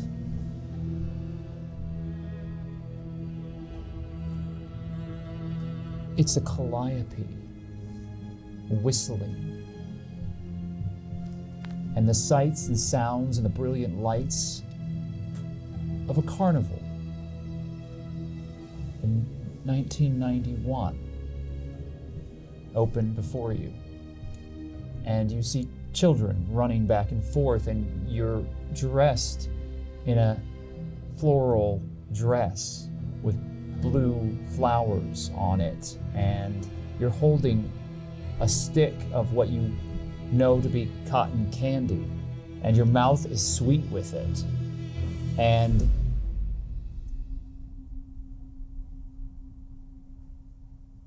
there's your best friend standing right next to you, and the two of you are looking out at an enormous lit Ferris wheel as it turns. And you're Polly, but you're not Polly here. And you're seeing something, a memory that isn't yours. You're in someone else's memory of a time that you never knew. You weren't born. You've heard others, older echoes, talk about this sort of thing, but you never thought you would see it. And there's music and laughter, and no danger is anywhere to be found. Everyone is strangely relaxed and happy, and you see people laughing and couples kissing each other and holding hands, and people under a gazebo dancing together. What do you do as you find yourself standing in the middle of this lost world? I stand in shock for one moment, and then the biggest smile spreads across my face. And I turn to the person who I know is my friend, but isn't my friend, and I take their hand, and I go, "What are we waiting for?" Nothing, Deidre. Let's go play.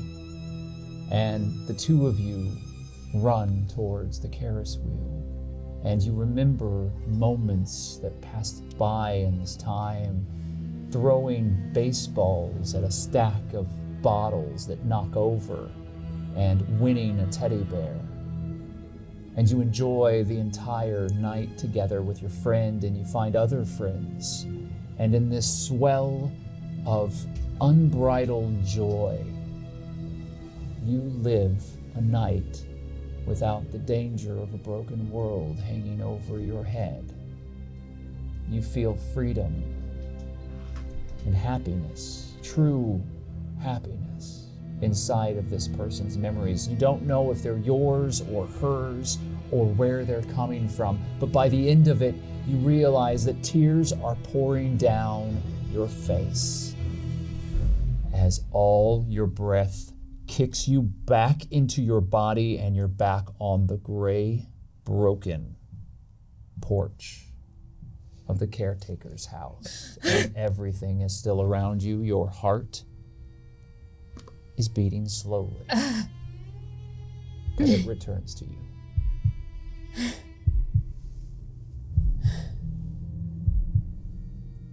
No, fuck. And I just break down crying.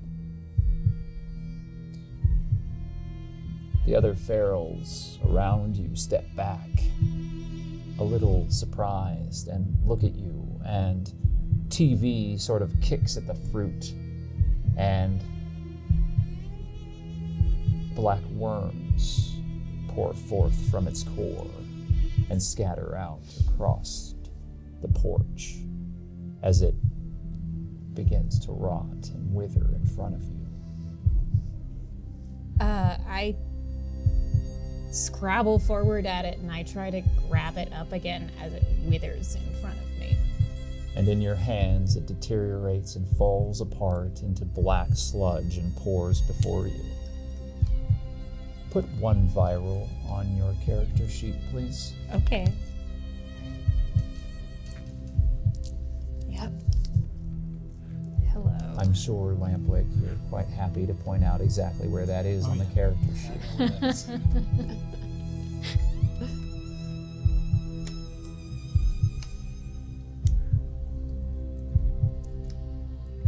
All right.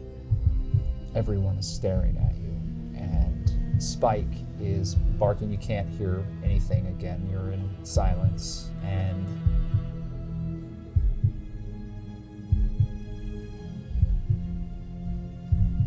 you feel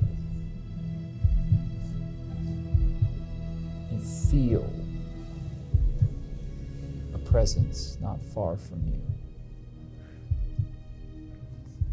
It's her, and she's in the attic, and she's waiting. Somehow you know. She knows that you're near too.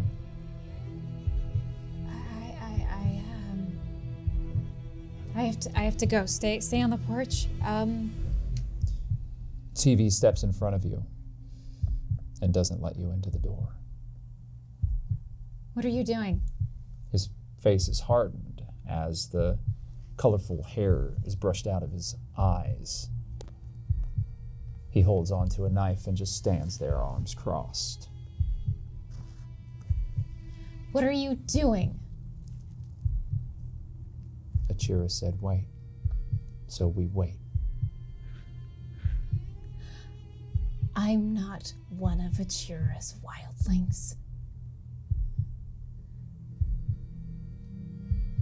I can see.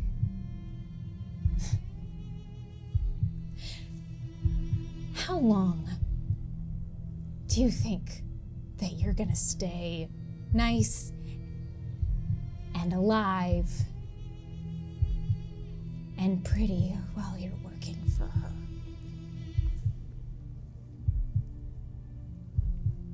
He just stands there staring at you.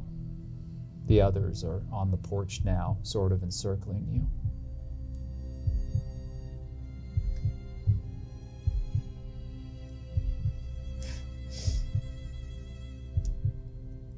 It's a death sentence.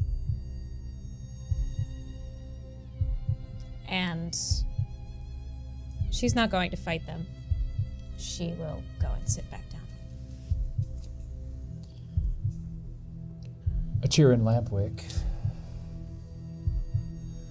The young boy, bundled, trudges through the snow. It's almost up to his waist at this point as he pushes through a large drift towards this solitary building. A broken-looking thing. Rotten.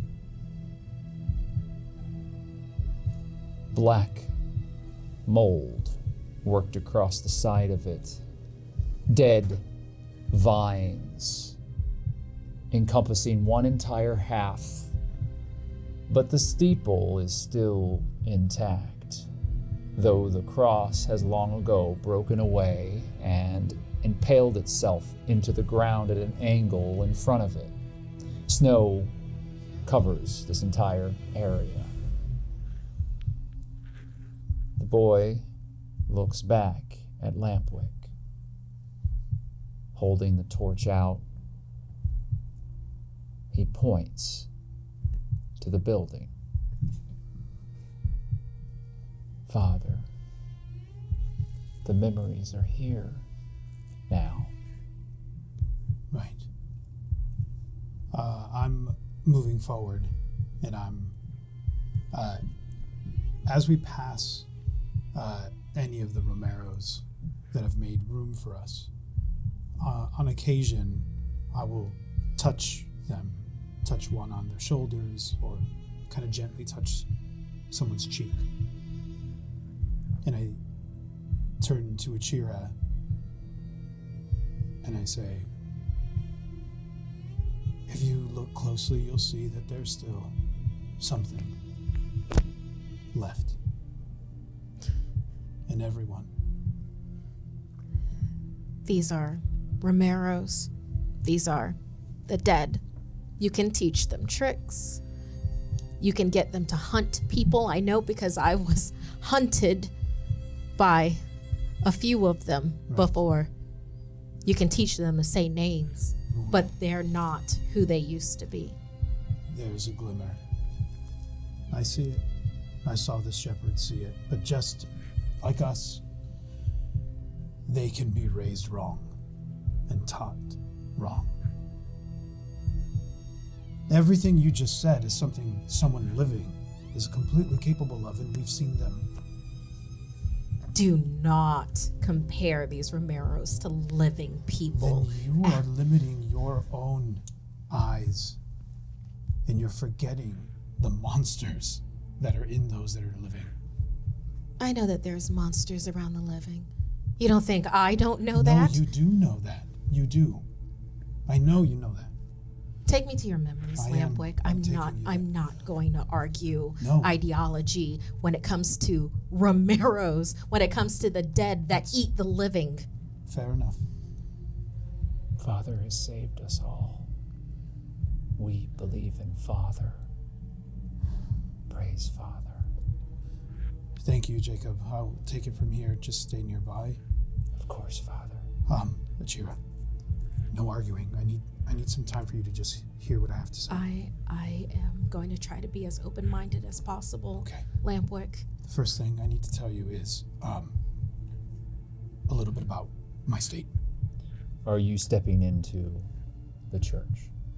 Are you doing it here? I'm stepping in. This is now a conversation for us. You cross the threshold into the church. Do you, Achira, step in to Lampwick's memory palace? Achira's kind of inside. She's like shaking a bit. Like, this is so much. And this is even beyond what she thought it would be. Like, this is bad. All of this is bad. But she made a promise, and she needs to find out how much of Lampwick is really in there and how much is just, he's just feeding people the Kool-Aid. So you're stepping in. She steps in. She has her hand scythe hidden within her coat, and she's gripping it. You grip onto the weapon as you start to step towards the threshold. Lampwick, you are standing there, and that's when you both hear a single gunshot out on the outskirts of Babylon, past the barricades and the boundaries of this camp. Just one, out in the wild.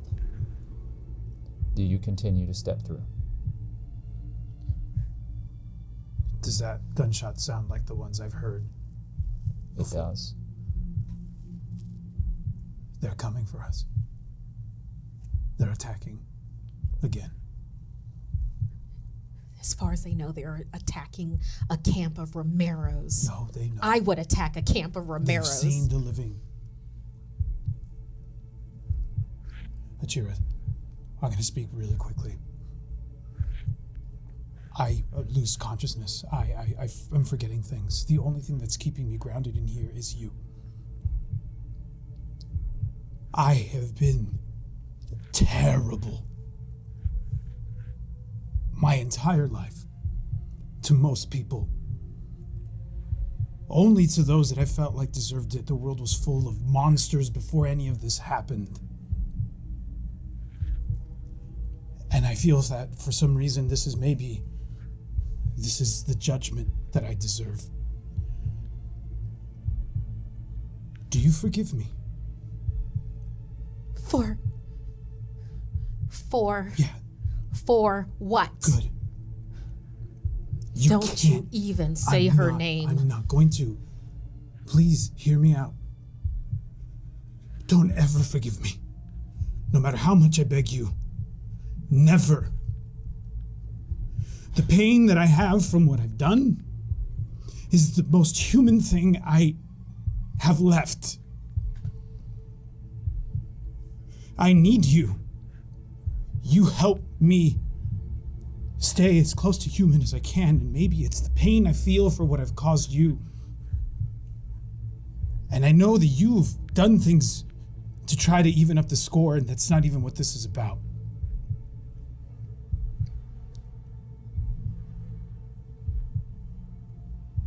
Even if it's a lie, I don't care.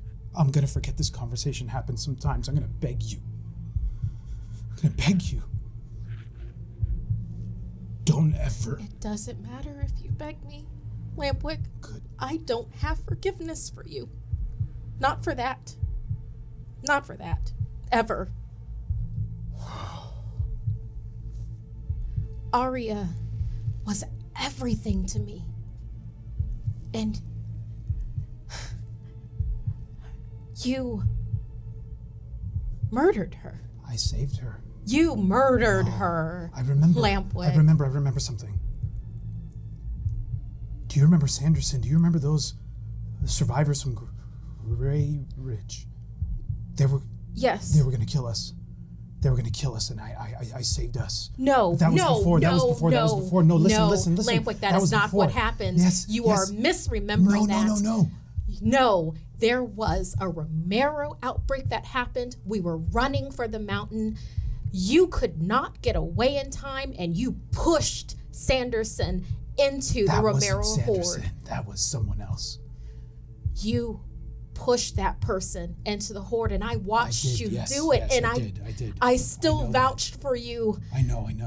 I did. There's something about you. That is not how that memory went. And No, this is something else. You weren't there. You weren't there. I know I saved her once, and I know what happened when we were with the shepherd. Polly was there. Polly was with the shepherds when they caught us.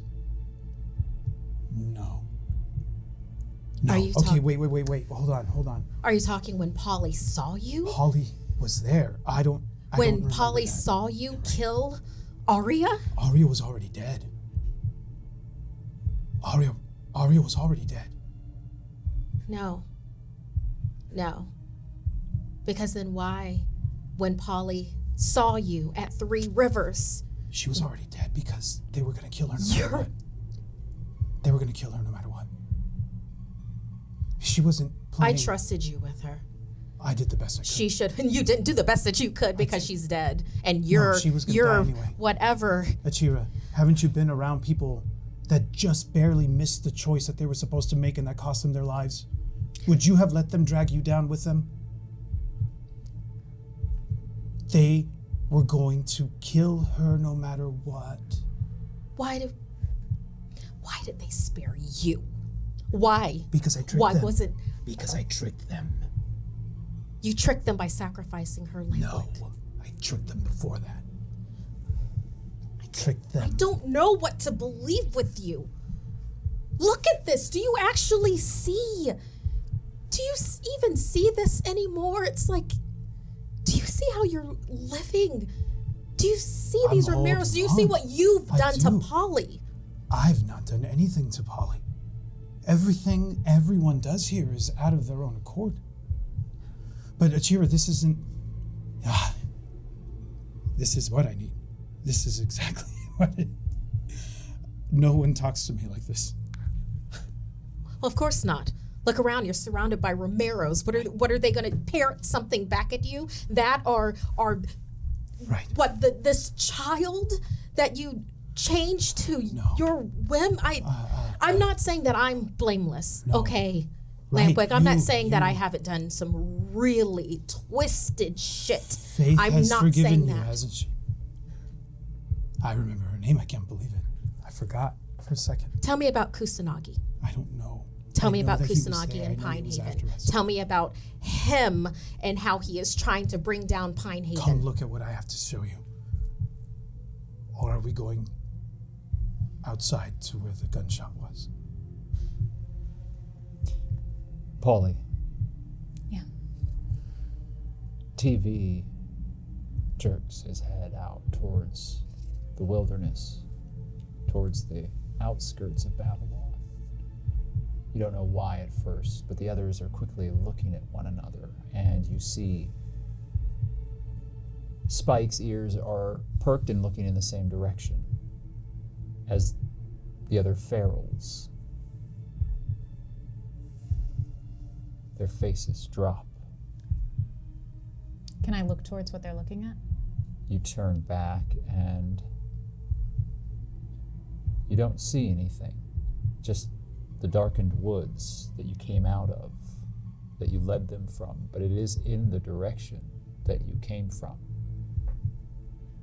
And all of the wildlings look to one another once more as TV makes a motion with his hands, and two of them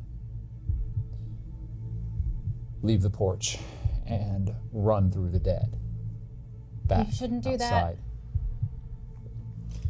The dead are being bumped left and right as the wildlings are pulling through them, and you watch as they begin to become agitated. I run forward and I try to pull them back. You run forward to try to grab them. There are two of them that are running towards the direction of whatever it is that caught their sight. Are you grabbing for one or the other? Which one's the closest? TV has fallen behind and is the closest. Yeah, I want to try to either catch him or tackle him to the ground.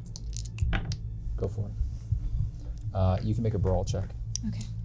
I'm going to add 2 dice of difficulty because your mind is still hazy, having gone Yeah. through a psychedelic experience. Let's see, what is my brawl? Not great. I also need 2 blue die for your speed. All right. Okay, that's fine. Not good for my brawl, but it's a 4 on my. And, geez. Okay, so 42 plus 7, 49 on my. Brawl is a 28, so I have 2 degrees of failure. There are 9 competency points. I also have my competency. So I'm going to spend 2 of my competency and 2 of the pool to bring it to 2 degrees of success. Excellent.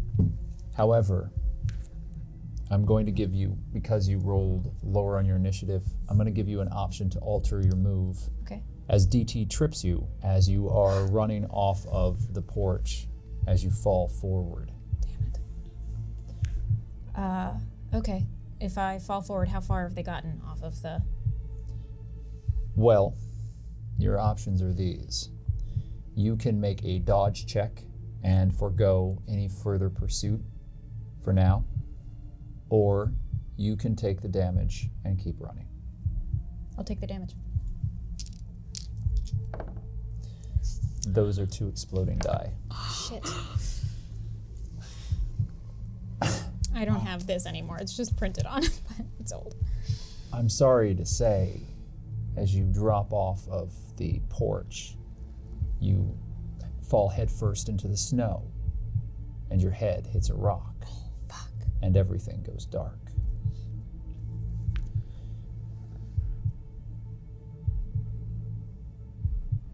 Faith. Riggs is walking across the tarmac. The helicopter is winding down in the distance. The soldiers are celebrating, hooting and hollering, clapping each other on the back and firing into the air in celebration. They don't often get to use the big guns. They salute as soon as they see you and Riggs coming, and you can tell that the lack of decorum only brings a smile to Riggs' face as he leads you past them towards the swimming hole. 2 soldiers standing guard outside of it unlock the heavy chain and open the double doors of the hangar.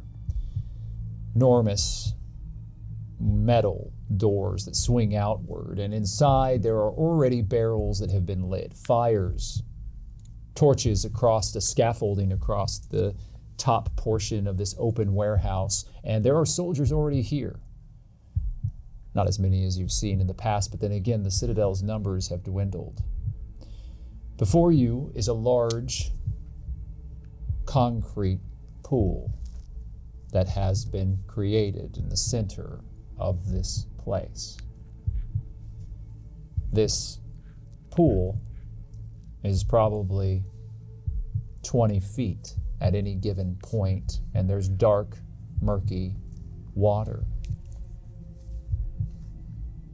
There is a scaffolding and a plank that has been built above it. And 2 soldiers stand before you and Riggs as you enter, and they salute. But on the ground in front of them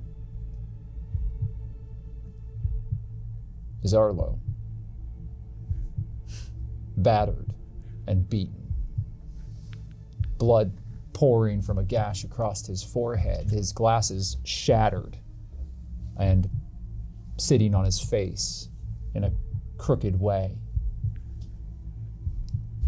He's babbling. His cheeks, large and childlike, are covered in sweat and tears as he looks up at you with a bloodshot, swollen eye. I would have wrapped him, but I didn't have time. It is your birthday, right? I can't remember where the fuck did you find Arlo? Well, turns out you're right. Somebody's making some plays. Fucking with you, fucking with Pinehaven, and vis-a-vis, fucking with me. At that, Arlo bursts into horrid, ugly crying. For crimes of absolute shitbaggery, you stand before the United Reclamation Front of the Pin region. You, motherfucker, are now in the Citadel, and thereby the laws of the Citadel are what will cast judgment down upon you. I am General James Riggs, and under the authority that has been placed in me by command, I hereby sentence you to a long fucking walk off a short plank into the swimming hole, where you will be allowed to survive as long as your pudgy arms and legs will keep you from sinking to the bottom, where the rest of the undead degenerate fucks like you have found their way to everlasting hell. Around the pool, there is barbed wire and spikes, and once someone is inside of the swimming hole, there's no coming out.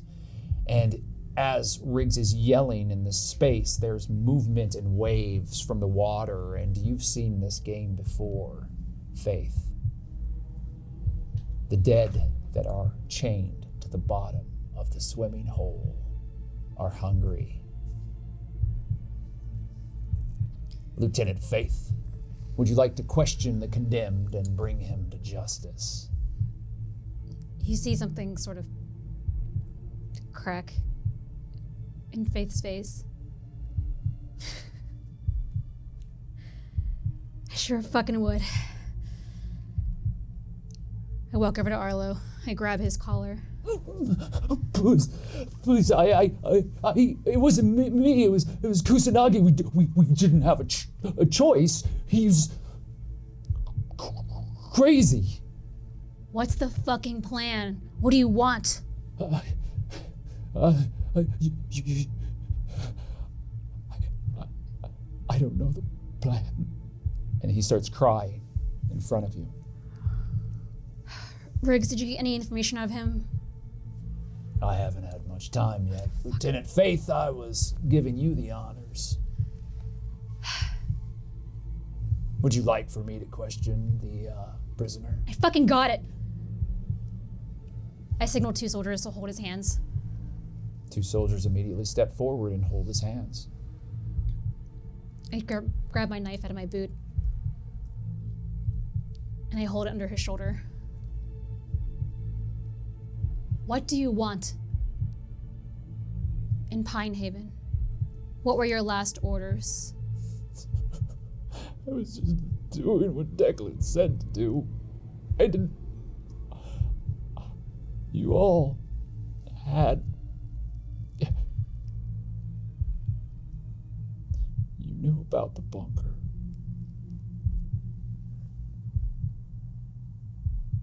And that's why you attacked us. That's why you killed 1/3 of our population. We were trying to scare you away so you'd leave. It isn't yours. You didn't work for it. You just got there. I'm sorry. Hey, it's okay. Arlo. It's gonna be fine. I'm here. It's gonna be fine. He relaxes a little as his face washes with relief. And I stick my dagger into his chest. It's my fucking birthday. So guess what? You're my present. Fuck you! And I kick him into the pool. He falls, entwining himself in the razor wire as he pulls himself down into the water, and the large man gurgles and gasps as red plumes through the water, and something as his eyes meet yours. The last thing that you see of his face is utter fear as something grabs him and pulls him underwater.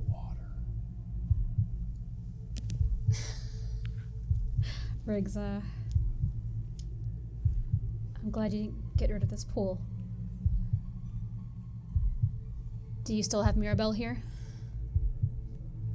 Riggs smiles broadly, chomping on his cigar. Achira.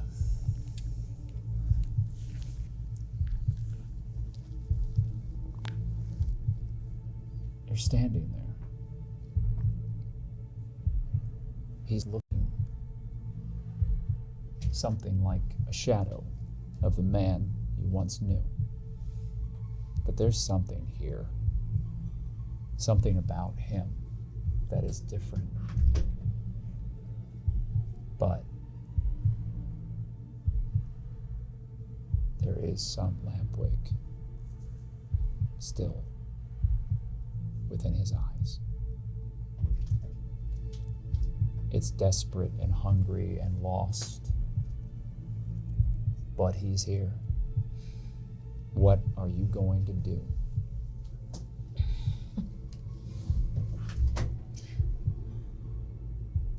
Achira looks at Lampwick and she's still gripping her hand scythe, but hiding it. And then she looks at him and she looks away towards where she heard the gunshot happen.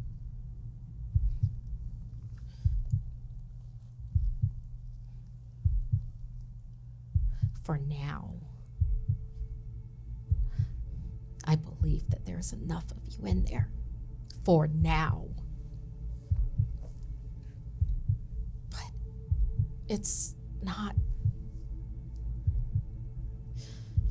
One day, and I think sooner than you think it would be, there's not going to be you in there. It might be better if you just let me while you're still you. Achira.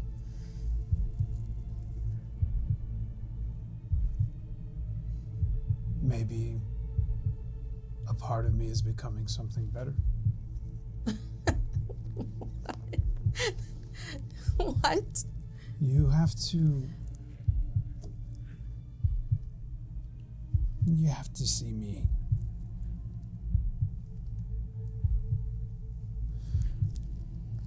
Everyone changes. Even us, whatever I am, can change for the better. When you think that there's not enough of me that's worth keeping, then do what you need to do. We're under attack. We need to protect our people. I need to make sure some of my people that are out there aren't the ones being attacked as well. I know. As in real people. But I'm not going to argue the point right now. Are you coming with me? I am. Let's go. Achira's gonna head, yeah. I'm right with her. You're moving back towards the direction that you entered into Babylon.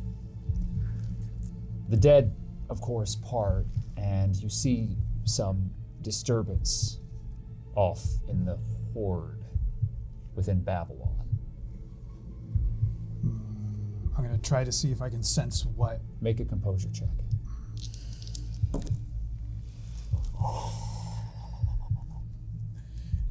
That would be. Let's see. That is 5 degrees of failure. Do you want to critically fail this after the conversation you just had? No. I have competency points to use, so I'm going to use 3 of my own. There's 7 in there. And there's 7 in the pool? Yeah. Okay. So I'll use 3 of my own and 3 from the pool to make it a success. 1 degree of success. Yeah. Yikes.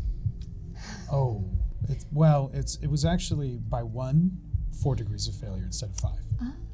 By 1 degree. So 2 degrees of success if you I'll do fulfill your chosen action. Yes, I'll do that.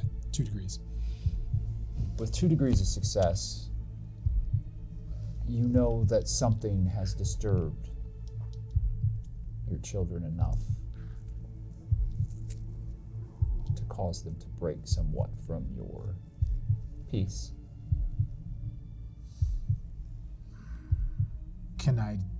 There was a gunshot. As we're rushing back, I'm going to still take a few moments to just briefly touch and tap any of the dead.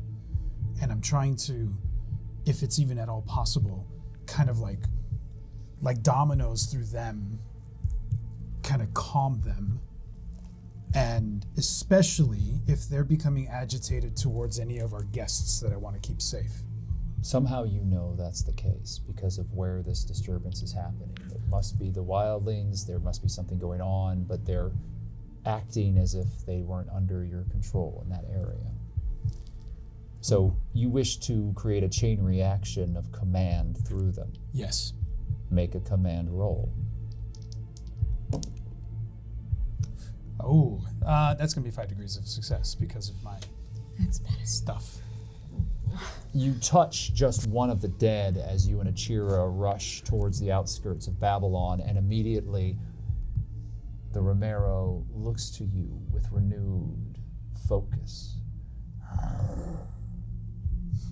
And then another.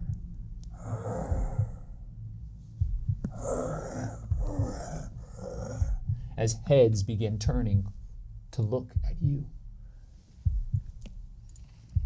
Achira's clocking all of this. And somewhere in the distance, the Romero that has hold of TV. And let's go. As TV, unharmed, begins running in the same direction, pushing past the Romeros, who now, renewed, thanks to your focus, are still under your sway. I'm going to then say to them firmly, you protect our guests. You protect our guests. It echoes through Babylon as if it's coming from all of the mouths around you. Lampwick's words ring from the dead, and his eyes are pitch black as bile drips from his nose and his ears. Can I do a detect motives, perhaps? I want to see if there's a way that I can ascertain that what happened between Achira and I agitated them. I will allow you to make that roll, but you've done quite a bit as you run through this crowd. Achira, is there anything else that you're doing as you're moving forward towards the edge of Babylon? Yeah. While Lampwick is distracted and commanding this horde, she sees the black bile start pouring from his face. She's going to size him up to start looking for what, like, kind of in a way treating him like another Romero, albeit a very, very smart one, weaknesses. Like, she would try to size him up, and she'd try to do it as stealthy as possible, that he wouldn't be able to see what she was doing. So be it. I'll allow you, Lampwick, to make your roll for detect motive, while Achira's making a very, very different one. Roll detect motive as well. This is not something she's good at. Yikes. Ooh. So, I'm under. I failed by 33. That's 4 degrees of failure. Yes. Yeah, I got 4 degrees of failure as well. Which one of you wishes to succeed? Because you both can't. There's only 4 in the communal pool, and I think you both are pretty low on competency. I've got some I competency have that I could some. use. It's kind of depleted. Well, if you've been holding out, perhaps now's the time to use Oh it. yeah. Yeah. So. I mean, don't get me wrong. She's not attacking, but she's Do you want to know Lampwick's weakness? exactly.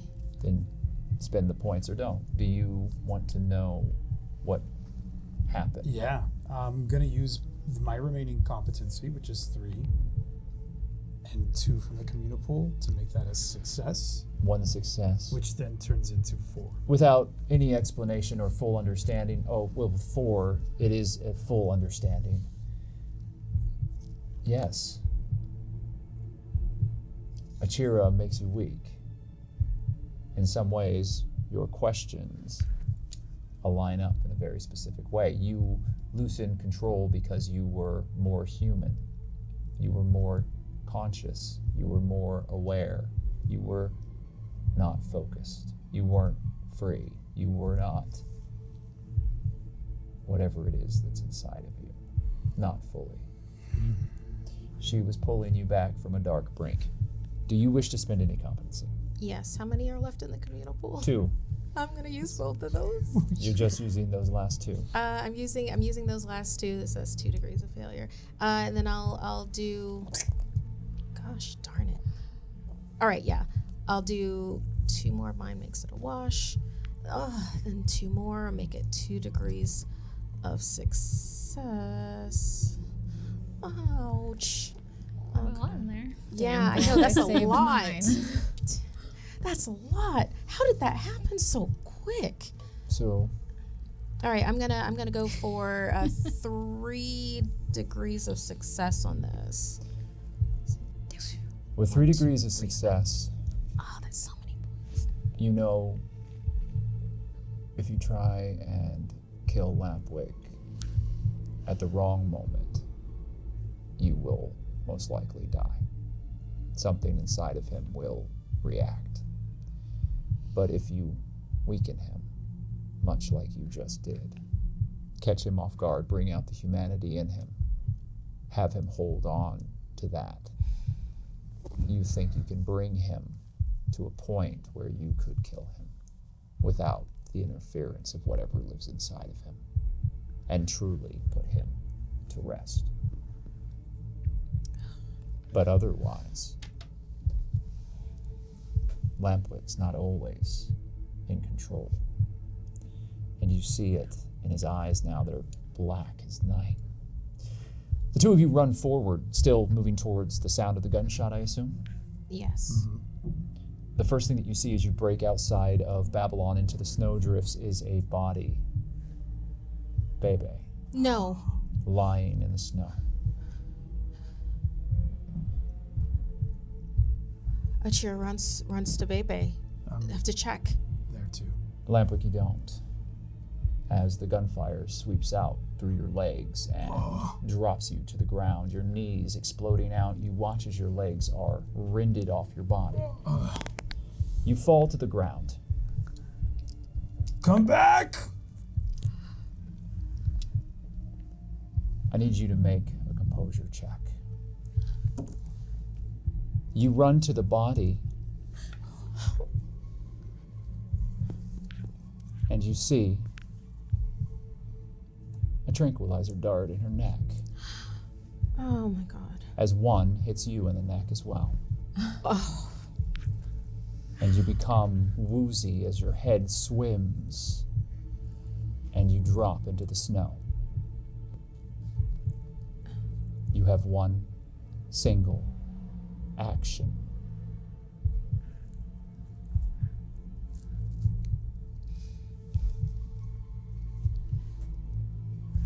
She looks back at Lampwick. How did you do on your composure roll? So, do I see this happen to her? Do I see her get struck? I need to know your composure roll first. Oh no. I failed by 1 degree. Oh. Yeah.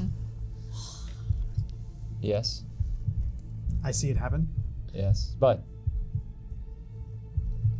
your mouth is open and tentacles are pouring forth from it as your body revolts against the damage that has been done to it.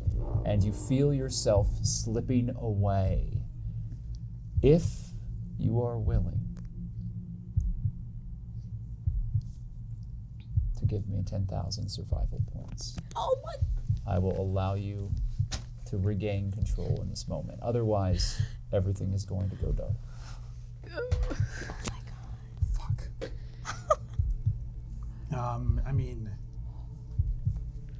I see a dart hit Yes. Achira.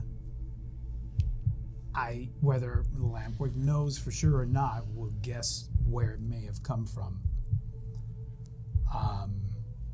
Fuck. Just do it. I Do spent it, mine on man. a fucking helicopter. God.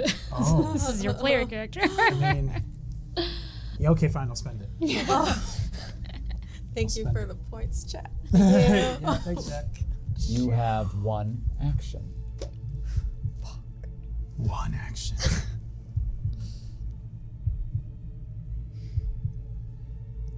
Where are the dead? Are there any near? They're always dead near, but they're sporadic here, out in the forest around Babylon. You don't have a full horde behind you, though some are slowly meandering behind you. Is your action to call them? My action is to command them to charge. Protect us! You bellow forth, and your words are not words. A horrid howl breaks through the night as the dead begin pushing forward. As your body continues to change, Lampwick, you lose control.